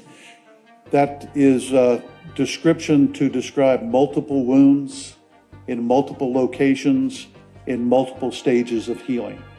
That is a child who has been abused with injuries in multiple different areas that happened at different times, so different episodes. It's really horrific, the injuries that this poor little girl sustained over the course of time living with these women. So she died, obviously after a very serious trauma, but a prolonged life of abuse, unfortunately. But there's something even more horrifying about this case, something the state had revealed at the beginning of the trial. In Amari's case, and in the case involving her siblings, one of the more disturbing elements is the fact that Celeste videotaped beating these children and abusing them. Two dominating adults in the life of these precious children that are completely and totally dependent upon you for their welfare. And not only is it not enough for you to strike them, you want to have a video record of it. This goes to a much deeper, darker place. As Celeste Owen's trial draws to a close, jurors are once again faced with the actual videos of the horrors Amari Hall and her siblings endured. There were over a dozen videos on Celeste's phone of the children being abused and suffering all types of beatings. How sadistic can that be? It's one thing to do it, and it's another to memorialize it in some type of video form. It's hard to say why someone would videotape the abuse of children, but in this case, it happened. Owens had also made some incriminating web searches on her phone. So I'm going to ask you now to read for the jurors, and you don't have to read the date since it's all on November 19th, but at least the time and the search. How does sewers work on the streets work? Why do kids run away? Search again, why do kids run away? How do I report someone missing? Same search again at 160, 1119, 2021. How do I report someone missing? What to do if a loved one goes missing? Why is it so hard to find missing people? Things like, what do you do when your child refuses to listen? Lakes near me, things like that. Things that really showed consciousness of guilt in this case, and definitely established that they were involved somehow in this murder of Amari. It is absolutely fascinating that in this day and age, people who commit serious crimes leave a trail of all their thoughts preceding the crime in their internet browser history. Absolutely fascinating. You can literally track everything. It's like saying to the police, hey, in case you wanted more evidence, or in case you really didn't understand how I got to this point, please check my computer, because I'm too tired to draw a map. And that's what occurred here. Were all of those searches on November 19th deleted from the defendant's phone? They were, yes, deleted material, deleted data. Okay. By deleting that video and her Google searches, obviously those acts by Celeste Owens showed that she knew what she was doing and that she had the appropriate malice and the what we call mens rea to commit this crime of murder. You can find this defendant guilty of every single one of these charges. It took two people to kill Amari. Two people to cover up the murder. One person who I think the evidence is clearly established is the one who actually dumped her like trash. And like I said, Brittany will have her day. But today, it's this defendant's day. Please remember, shooting right before your eyes. The prosecutors took the case to heart, and yeah, everybody was emotionally, I would say, involved on their end. The police, prosecution, the investigators, the family of Brittany Hall, very invested. So when you say a mountain to climb, yeah, we're talking Himalaya kind of mountains. I get the heartstrings of this case. I've got 3 kids at home. You are to base your verdict in all these counts not on the heartstrings, not on emotion, not on sympathy. You are to base your verdict on the evidence or the lack thereof. Plain and simple. There's no direct evidence she killed Amari. It was relatively quick, as murder trials go. Started Monday, we finished up on Thursday with the jury verdict late in the day. All right, Ms. Owens, will you please rise? Verdict of the jury. We, the jury, find the defendant as follows. Count 1, malice murder, guilty. Yes. Count 2, felony murder, guilty. Count 3, felony murder, guilty. Count 4, felony murder, guilty.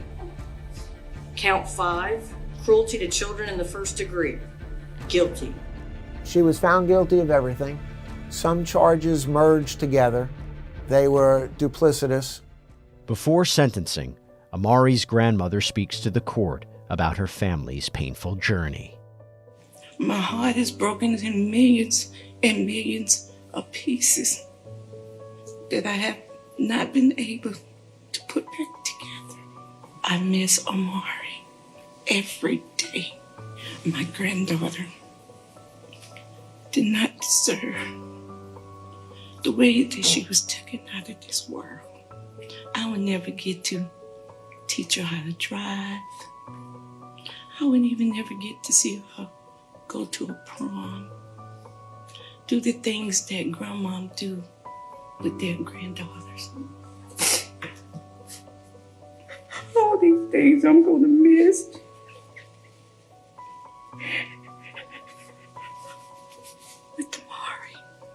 They're living with grandmother, both surviving children, and they're supposedly doing very well with grandmother and grandfather.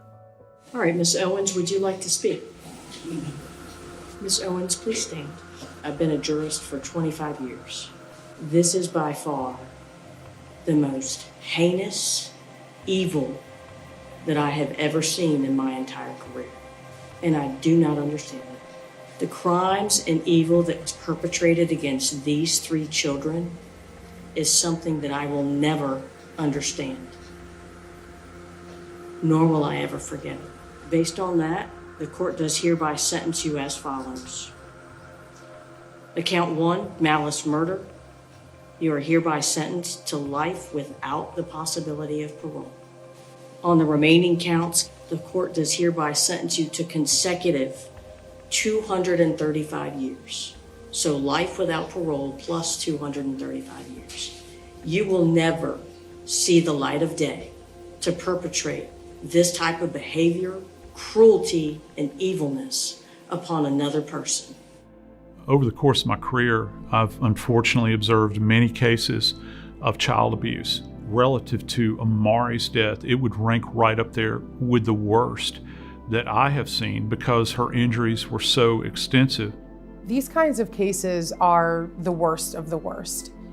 It's not only an innocent young child who lost her life, a child who's supposed to be protected by her caretakers, by the women who were supposed to be taking care of her. This case just reflects how difficult it sometimes is to know what's going on behind closed doors and how difficult it is to intervene in a situation of child abuse.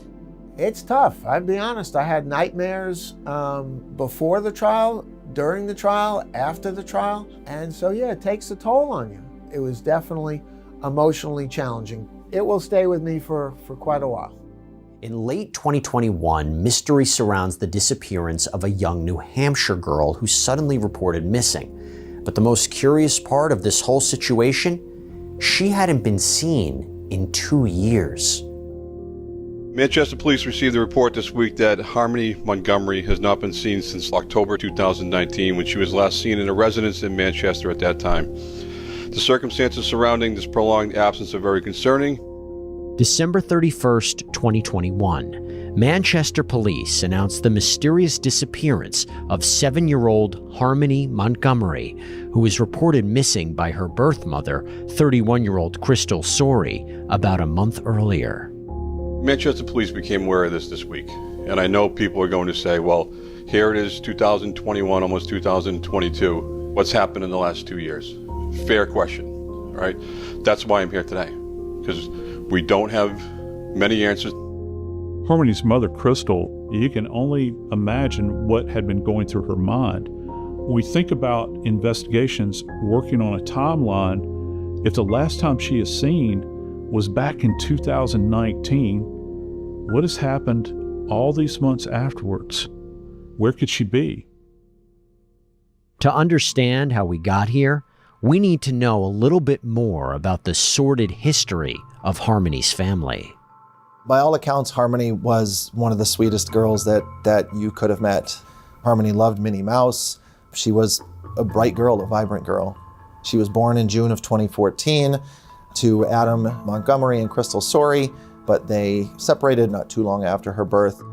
Both these individuals have got histories of drug abuse. Within roughly a year, 2 years of Harmony being born, her dad, Adam, was actually imprisoned. So Crystal has custody, but because of problems with drug abuse, social services saw fit to take Harmony out of Crystal's household and placed her into the foster care system. Adam gets out of prison and he floats around a bit. Eventually, Adam made the decision that he wanted custody of Harmony back, so he went through the process and obtained that custody. Crystal wound up in a drug rehab center, trying to get her life back on track. While she was there was sporadic contact with Harmony. The last contact was Easter of 2019, where she was allowed to have a video visit with Harmony. Adam was married to Kayla Montgomery. The problem with Kayla, though, is that Kayla, just like Crystal and just like Adam Montgomery, had a problem with drug dependency. Adam started to cut off contact with Crystal. He would block Crystal on social media, block her phone number. There were times when she actually came up to Manchester because she was living in Massachusetts to look for Harmony. However, Crystal says she searched for months and was unable to find 31-year-old Adam Montgomery or her daughter. As detectives work to locate Adam to talk with him about Harmony's disappearance, they first speak with his then wife, 31-year-old Kayla Montgomery. Police said, "Hey, we need to talk to Adam. Do you know where we can find him?" And that sort of started the chain of dominoes. At this point, time is of the essence. But given Adam's track record, he's proving tough to find. During this time frame, COVID's going on, a lot of shutdowns are happening, people aren't seeing family much. The biggest factor is the dad being so much of a transient. He is going to be hard to track down. Yet just hours after speaking with Kayla, police stumble upon Adam and his new girlfriend in Manchester. I got two occupants pulled to sleep. We make contact right now. Show me your hands. Keep your hands where I can see them. Step on out. What's going on? What's your name, my man? What? Adam. Law enforcement discovers Adam in kind of like a park area, sleeping in his car. You have anything on you? No. All right, come right over here. What's wrong? I'm just gonna pat you down, make sure you don't have any weapons. What's going on, though? What's the problem? First and foremost, what they realize is Adam's there, his new girlfriend's there, his other kids are there, but guess who's not there? Harmony. They don't ask about Harmony right away, but they keep Adam talking as they wait for other investigators to arrive. You use still? I haven't for a while. I mean, you don't look like you're torn up. My sergeant knows you. Apparently you used to rip and run, and, you know, you've been nothing but cooperative with me. All right? And I appreciate that. You guys want to talk to you? You know, it might behoove you to answer some of their questions, you know? Some may say he was dealt a bad hand. He did suffer from drug addiction, and he had some run-ins with the law, criminal history. But at different times, he stood up and showed that he wanted to take care of his family. In fact, at one point, Adam Montgomery even tried to help himself. He voluntarily checked himself into rehab. I haven't seen you in a long, long time. Okay, what's going on? We got a couple detectives that are coming down to talk to you. Okay. For what? People are wondering where Harmony is. Yeah, I want to talk to him. Can I just get a cigarette, please? What we want to do is try to find out who was the last person to see them and start asking, where was she? Where were you guys living at the time? People are concerned about you. I'm not talking to police about nothing. I'm under arrest. Right now you're being detained, yes. Not under arrest, but you're being detained. Any particular reason you don't want to talk to them? I don't talk to police. What's that? Should I call a lawyer? The spotlight narrows on Adam Montgomery as investigators begin to question him over the disappearance of his daughter Harmony. I don't understand, like, what's all this about then? 5 cruises for Guys what? are just driving around looking. Yeah, I think I'm doing something wrong. December 31st, 2021, Manchester, New Hampshire. Police are questioning Adam Montgomery about the disappearance of his daughter, 7-year-old Harmony Montgomery, who hasn't been seen in over 2 years. Harmony is legally supposed to be in Adam's custody, but she's nowhere to be found, and Adam's evasiveness is becoming increasingly worrisome. Hey, man, what's going on? What? How are you? Am I under arrest? No, you're not, man. You're not. You don't have any warrants here. All right, I got nothing to say. Adam, right? Montgomery? Yeah. So, hey, man, the only thing we're trying to figure out is where Harmony is, okay? Okay. You're not in trouble. They establish a rapport with him initially. They've spoken to him in the past. He's known in the area. But their goal here is to try to find Harmony. Where's your daughter so we can check on her to make sure that she's okay? Right now, I have nothing to say to you guys. So you don't care how if your daughter's okay or not? I do. I listen, I have nothing to say. Is your daughter... If I'm under arrest, you guys can arrest me. I'm not saying you're under arrest. Okay, I have nothing to say then. You just don't care how your daughter... I do. Obviously, I do. My kid. Yeah. About all my kids. The most interesting part to this is Adam's reaction to their questions. It's not like, oh my God, I've been looking for her too. Can you please help me find her? His reaction is, am I under arrest? You have custody of her, right? Right. So what would you be doing wrong if you have custody of her and she's in a safe place? You know what I mean? Police have to consider maybe the child just sort of wandered off. Maybe the child was kidnapped by a stranger. Maybe Harmony had gone to live with other family. And these were all avenues that police had to look at, all through this lens of 2 years in the past. So I just need to know that she's okay. If she's okay, I can say, hey, DCYF, she's fine.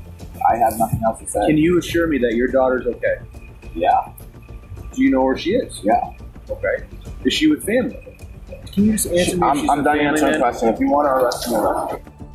The police were having a very difficult time kind of penetrating the shell that Adam Montgomery has around him, and he has it around him from long years of experience with interacting with the police. You've been around the block. You're not in. I'm under arrest. I'm under arrest. I told you you're under arrest. All right, so I want to keep going. I would let you go then. I need to know that you saw your daughter alive recently. When's the last time? Recently. Why not? You're her dad. You love your kids, right? Yeah. So why the didn't you see a kid? I haven't been around here, man. I've been in Maine. Adam's overall response is, what am I supposed to do? There's no action for me to take. I don't know where she is, so I can't give you anything else. I think the sticking point for these officers was, Adam, why aren't you upset? But you see why we're concerned. Nobody's seen her. I in get 2 that, years. but I have nothing to say. So, like, either you guys are going to arrest me or not. I'm not under arrest, and I would like to go. That's it. Just sad, man, that I can't even just check on your daughter and she's sure she's okay. Okay, I have nothing else. Like, you're telling me she's okay, but I want to see. But when it comes to discussing Harmony's mother, Crystal, Adam finally opens up. Your ex, Crystal, I did talk to her. She's like not mad at you. She was kind of concerned. She hadn't seen her kid. She's crazy. When's the last time you had to talk to her? 2 years ago. What happened 2 years ago? You guys stopped talking? I don't even want to say it. Would you guys have like another blowout? No. No, I was out of Florida and he's on probation. She wanted to see her kid. I let her see her. This is just not a good visit. I get nothing else to say, John. Right well, now. hey, if she did something wrong, I want to know. If Crystal's like doing something stupid, like I want to know that. She's supposed to be with Crystal. Yeah. So she's supposed to be with Crystal. Yeah. So if she's supposed to be with Crystal, where? Help me out. If Crystal screwed up, I need to know that. I don't know. I can't say nothing else. I have no idea. He's fumbling around a decent amount, but he basically says she's with her birth mom. And then kind of his defensive tactics come up. If she's supposed to be with Crystal, I need some ideas of like what the hell Crystal did to do that. You're telling me that you didn't. You're telling me she's fine, right? That's what you told me. Yep. Okay. You know that she's not dead. I got nothing else to say, man. Am I under arrest? Dude, how many times have you been asked that? Well, come on, John, because I want to go. Go talk to Crystal. I did talk to her. Go talk to her again. Interestingly enough, he responds that she's okay, she's with her mom, but Crystal is the one that's kind of set the wheels in motion here. Though Adam seems hesitant, he does give some indication of where Harmony could be. But is he telling the truth? I lost my house. Which house? On Guilford Street, and it was like right around Thanksgiving sometime. Okay. 2 years ago. What year? 2019. Sheriffs came, threw us out, and Crystal came and picked her up. Kayla had previously told police this story that 2 days after Thanksgiving in 2019, Adam dropped her off at work at the start of her shift in the morning. Adam said, I'm going to be returning Harmony to her mother, to Crystal. Then when Kayla came out of work and Adam picked her up, Harmony was no longer there. Why didn't you just tell me that if you had nothing to do with this? Because the way you guys are asking me questions, but you can promise me that nothing's happened to it. Dude, the way you're asking me it, man, it just seems crazy. Did something happen to her and people got scared and she was like, dead? You're done? No. He kind of dances around verbally with them. It seems like he doesn't want them getting any further into his world. Dude, if my kid was missing for 2 years, like, I'd be the first one to start kicking doors down. And I think if you knew somebody hurt your kid, you'd be ripping their head up. Right, that's why I'm saying, like, up until right now, I had no idea she was missing. Yeah, it just doesn't make sense to anybody. Like, my mind is exploding. The police and Adam part ways without any substantial revelations, and without much new information, officials raise the bar in the search for Harmony Montgomery. The Manchester Crime Line is offering $2,500 reward for tips that lead to Harmony being found. Additionally, local businessmen have also offered $10,000. Help us find this little girl. Someone knows something.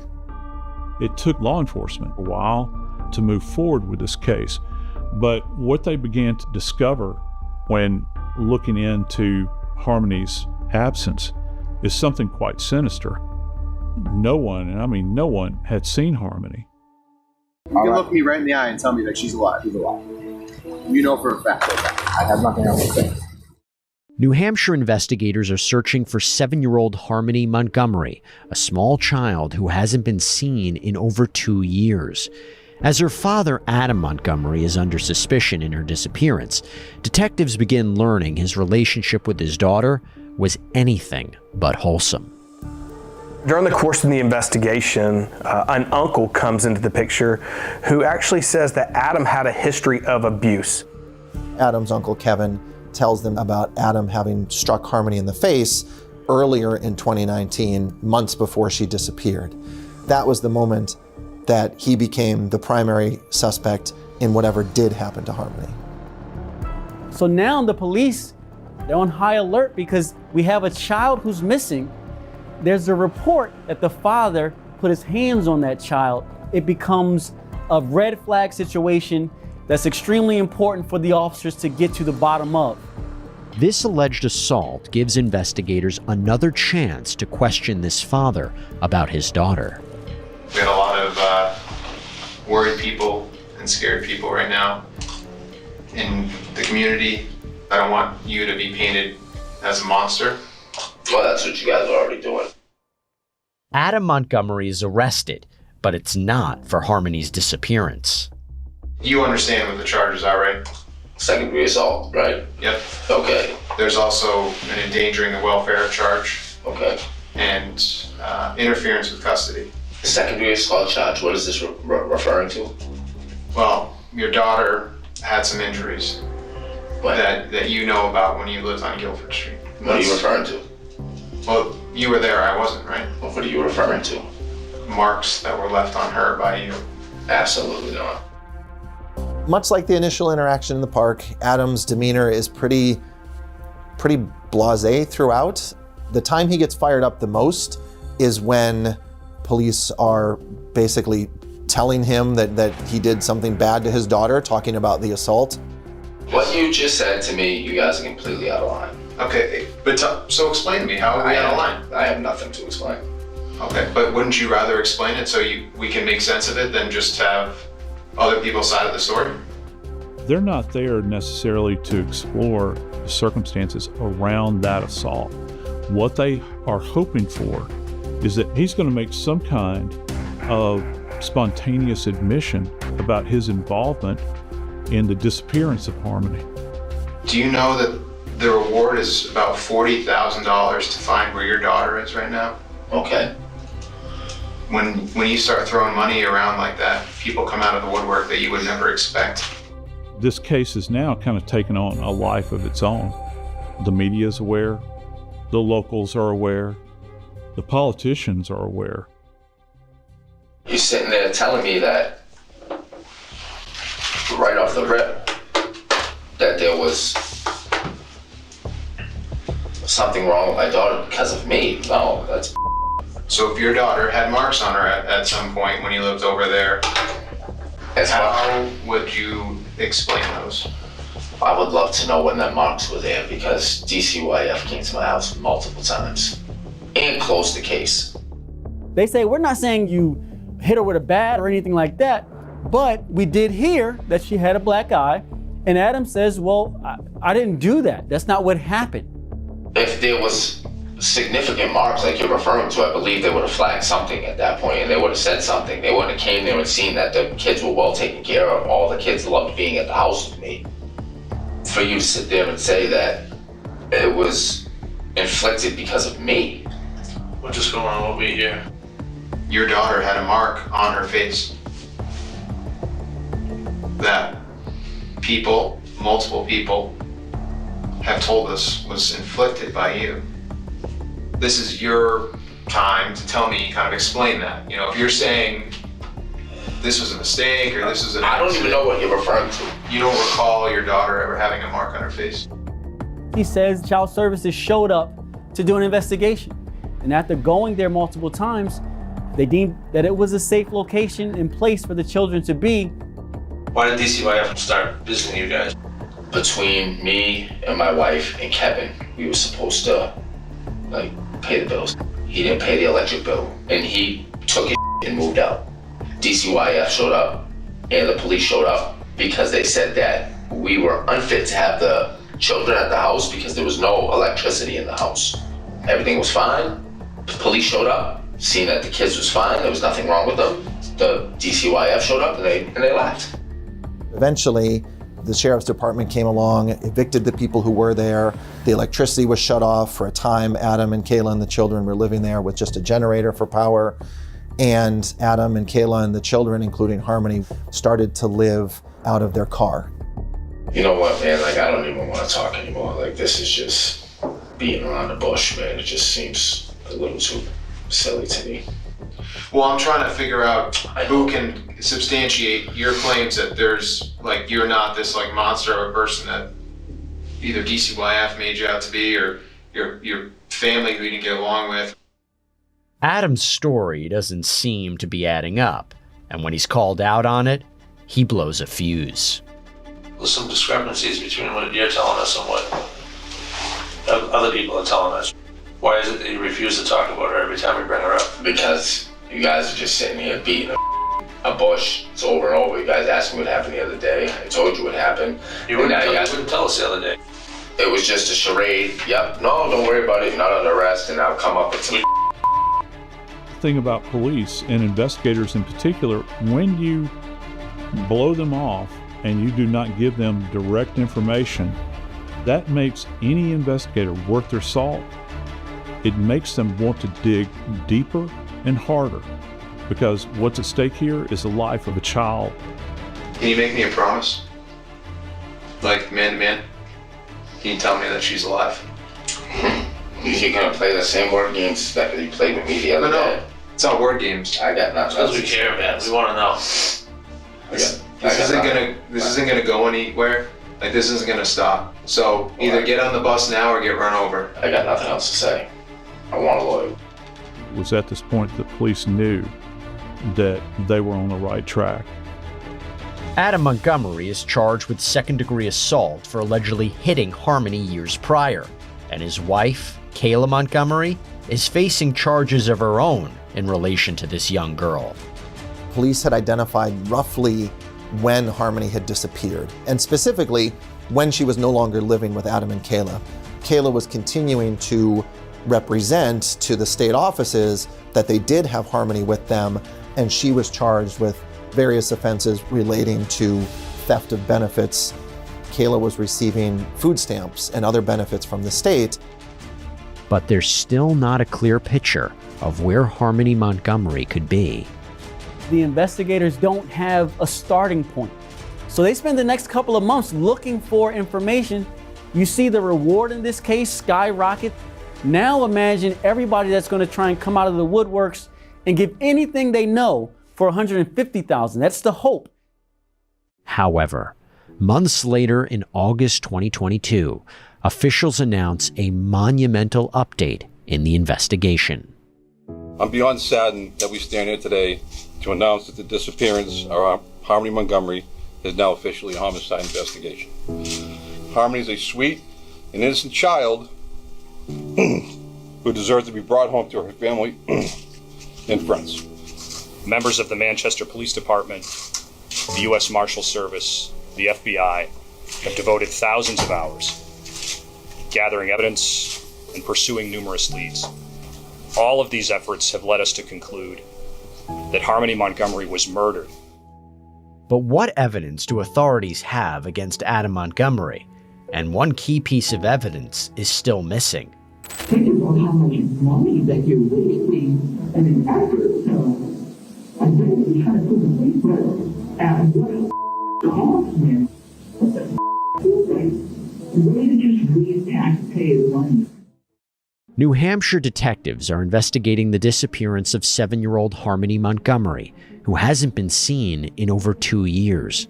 In October 2022, authorities announce a major update, bringing this long saga to a devastating conclusion. Earlier this morning, Adam Montgomery was arrested for the murder of Harmony Montgomery in 2019. Specifically, Mr. Montgomery has been charged with second-degree murder for repeatedly striking Harmony in the head with a closed fist in Manchester on or about December 7, 2019. Falsifying physical evidence, abuse of corpse, and tampering with witnesses or informants.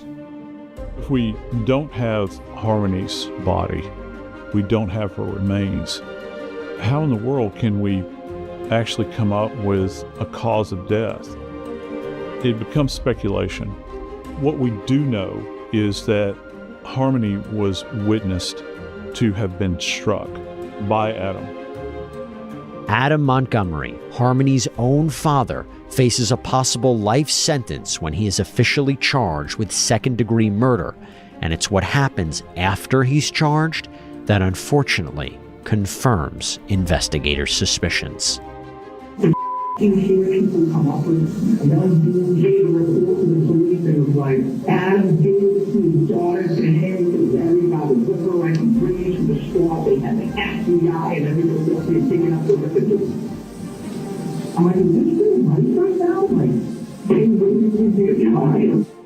That jail phone call almost brings the whole investigation full circle. Here's Adam on the phone telling the person he's speaking to that it's a waste of time for police to be looking for her. You know, that says two things. It says that whatever he did to her, wherever he put her, he's confident that it's somewhere really good, that the police aren't going to be able to find her without his help. But it also just goes to not caring. More than 4 years after Harmony Montgomery's death, and even still without a body or remains, Adam Montgomery is set to stand trial for murder. But just before proceedings begin in February 2024, Adam makes a shocking move. At the start of his trial, Adam was present for jury selection, but then when it came time for trial to actually start, Adam refused to appear. Another thing Adam did at the beginning of trial, he admitted to the abuse of a corpse and falsifying physical evidence charge. He didn't plead guilty to it, which is what a lot of people think. But he basically just conceded. He said, yep, the state has enough evidence. It was probably the best strategic move he could have made in the face of a very strong case. The prosecution said that's not enough. We still believe that you were responsible for her death. It's then that the gruesome details of what allegedly happened to young Harmony Montgomery are revealed, and prosecutors paint a chilling picture of unimaginable cruelty. Where is Harmony Montgomery? Where is Harmony? When people across this nation were looking for Harmony, there's one person who is not. Her biological father. He was the only person in this world who knows where Harmony is, who butchered her body, and who disposed of her like yesterday's trash. Kayla was there, she was a witness, and she essentially told police, I saw Adam murder Harmony. The information that Kayla gave was essentially that Harmony had been having bathroom accidents in the car, and Adam snapped. For 2 years, that man got away with murder. And so he went to great lengths to cover up his crime. He carried her body with him for months, and he discarded her with zero appreciation for the life that he'd taken.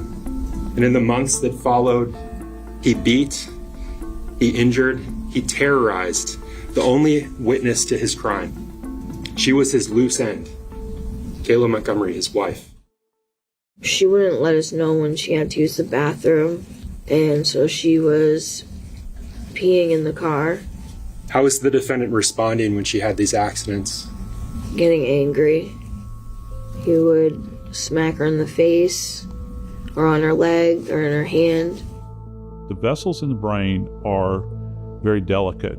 Dependent upon the amount of force that is applied, you can have these events where the brain literally slams up against one side of the skull. These little vessels, so delicate, can be easily broken.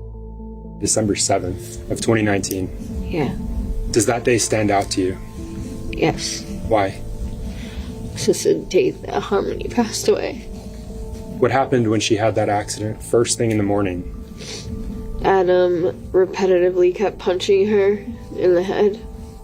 How many times did he hit her? I can't count, I don't know. Did the defendant say anything to Harmony? He told her to shut the f up. Stop crying.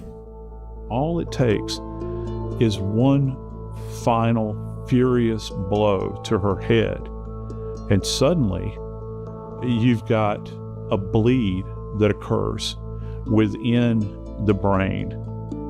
Did he try to help Harmony while he was striking her? Yes, but he gave me this look that was like evil. His crazy eyes, like he was gonna hit me. When it came to hiding Harmony's body, Kayla says Adam went to extreme lengths to cover up what happened. He took the duffel bag that was in the trunk and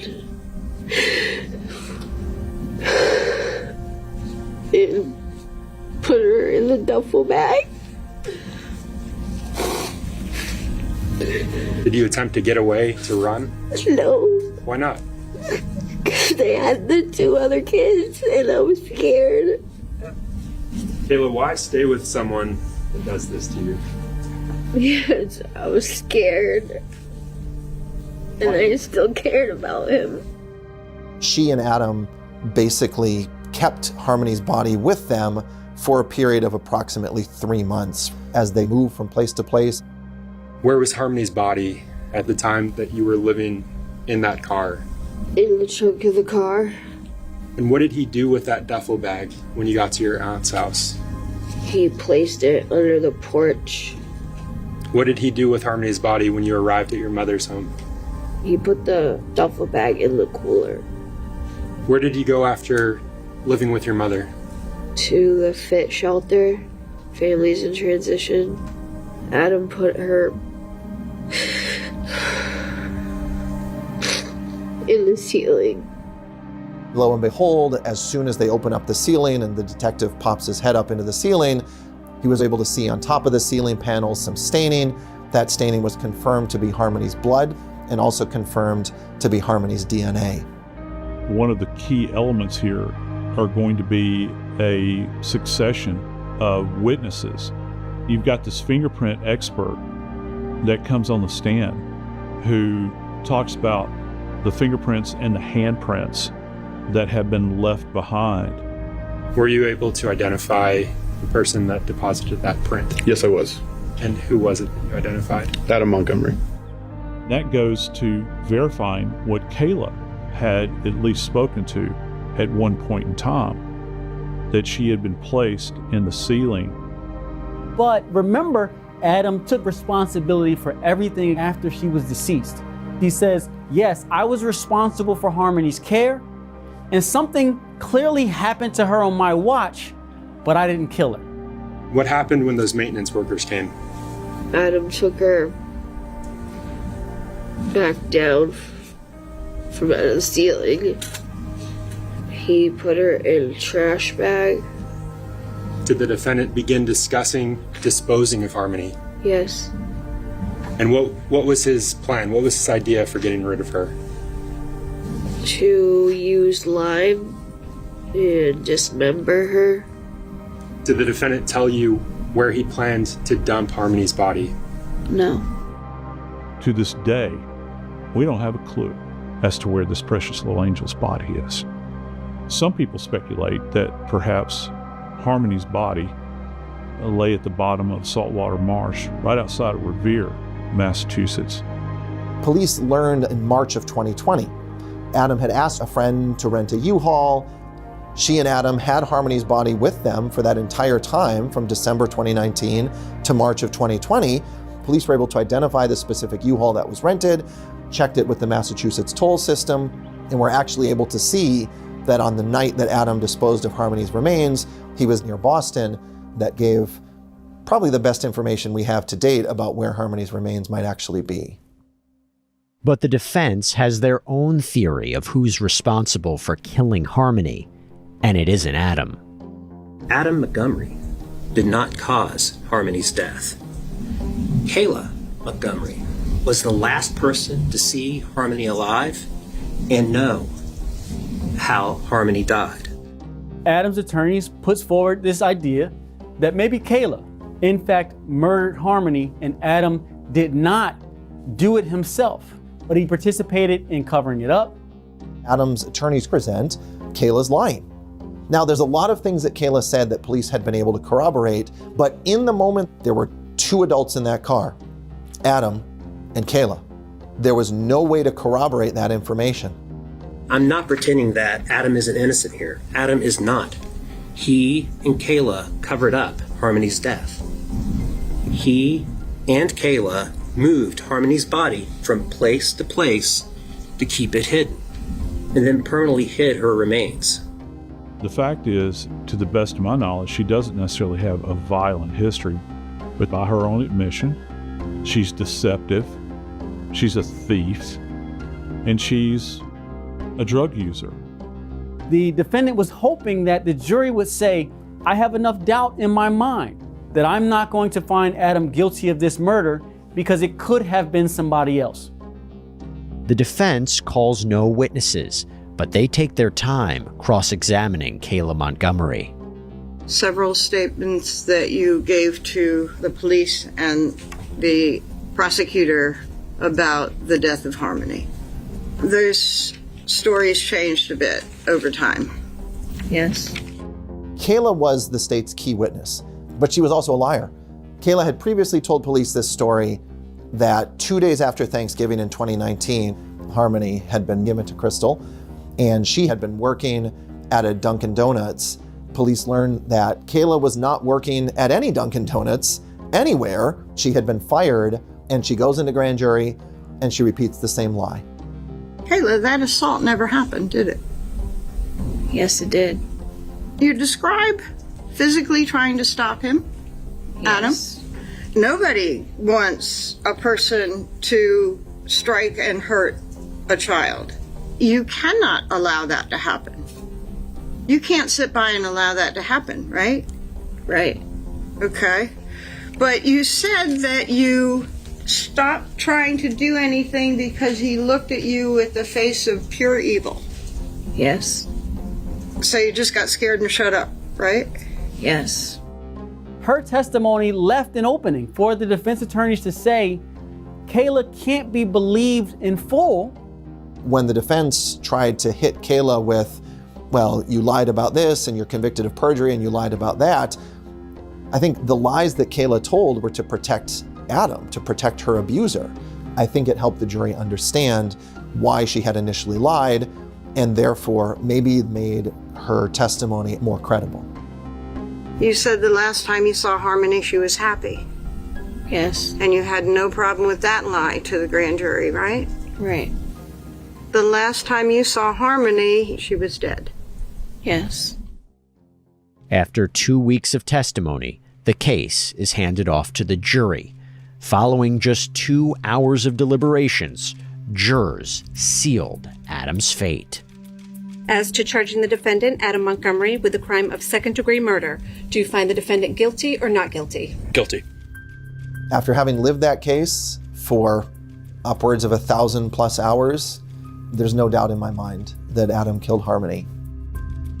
As for Kayla Montgomery, a plea deal is struck in exchange for her cooperation. She served less than 2 years behind bars after pleading guilty to perjury in an unrelated case.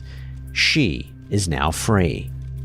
Months later, despite Adam's final request to not make an appearance at his sentencing hearing where he faces life in prison, the judge forces him to be there in person. I did not kill my daughter, and I look forward to trial to refute those offensive claims. That is all you have said about my sweet daughter's life. Another lie, like all the other ones you've told. She had a life worth living, unlike your own. And it bothered you to your core that she was nothing like you. Think about what would have happened if Crystal hadn't raised the red flag, basically, if she hadn't gone to the mayor and hadn't gone to the police. The only reason anybody is out there looking for Harmony is because of Crystal making waves. December 7th will forever be the darkest day of my life. Did she cry for me? Did she scream? Did she beg you to stop? I'll never know. You're too much of a coward to tell the truth and do one good thing for Harmony. You may have taken her physically from me, but she is always, always with me. You robbed a 5-year-old girl, your own daughter, of the life that she was to lead. You stole from your sons a sister. You took a daughter from her mother. The charge of second-degree murder.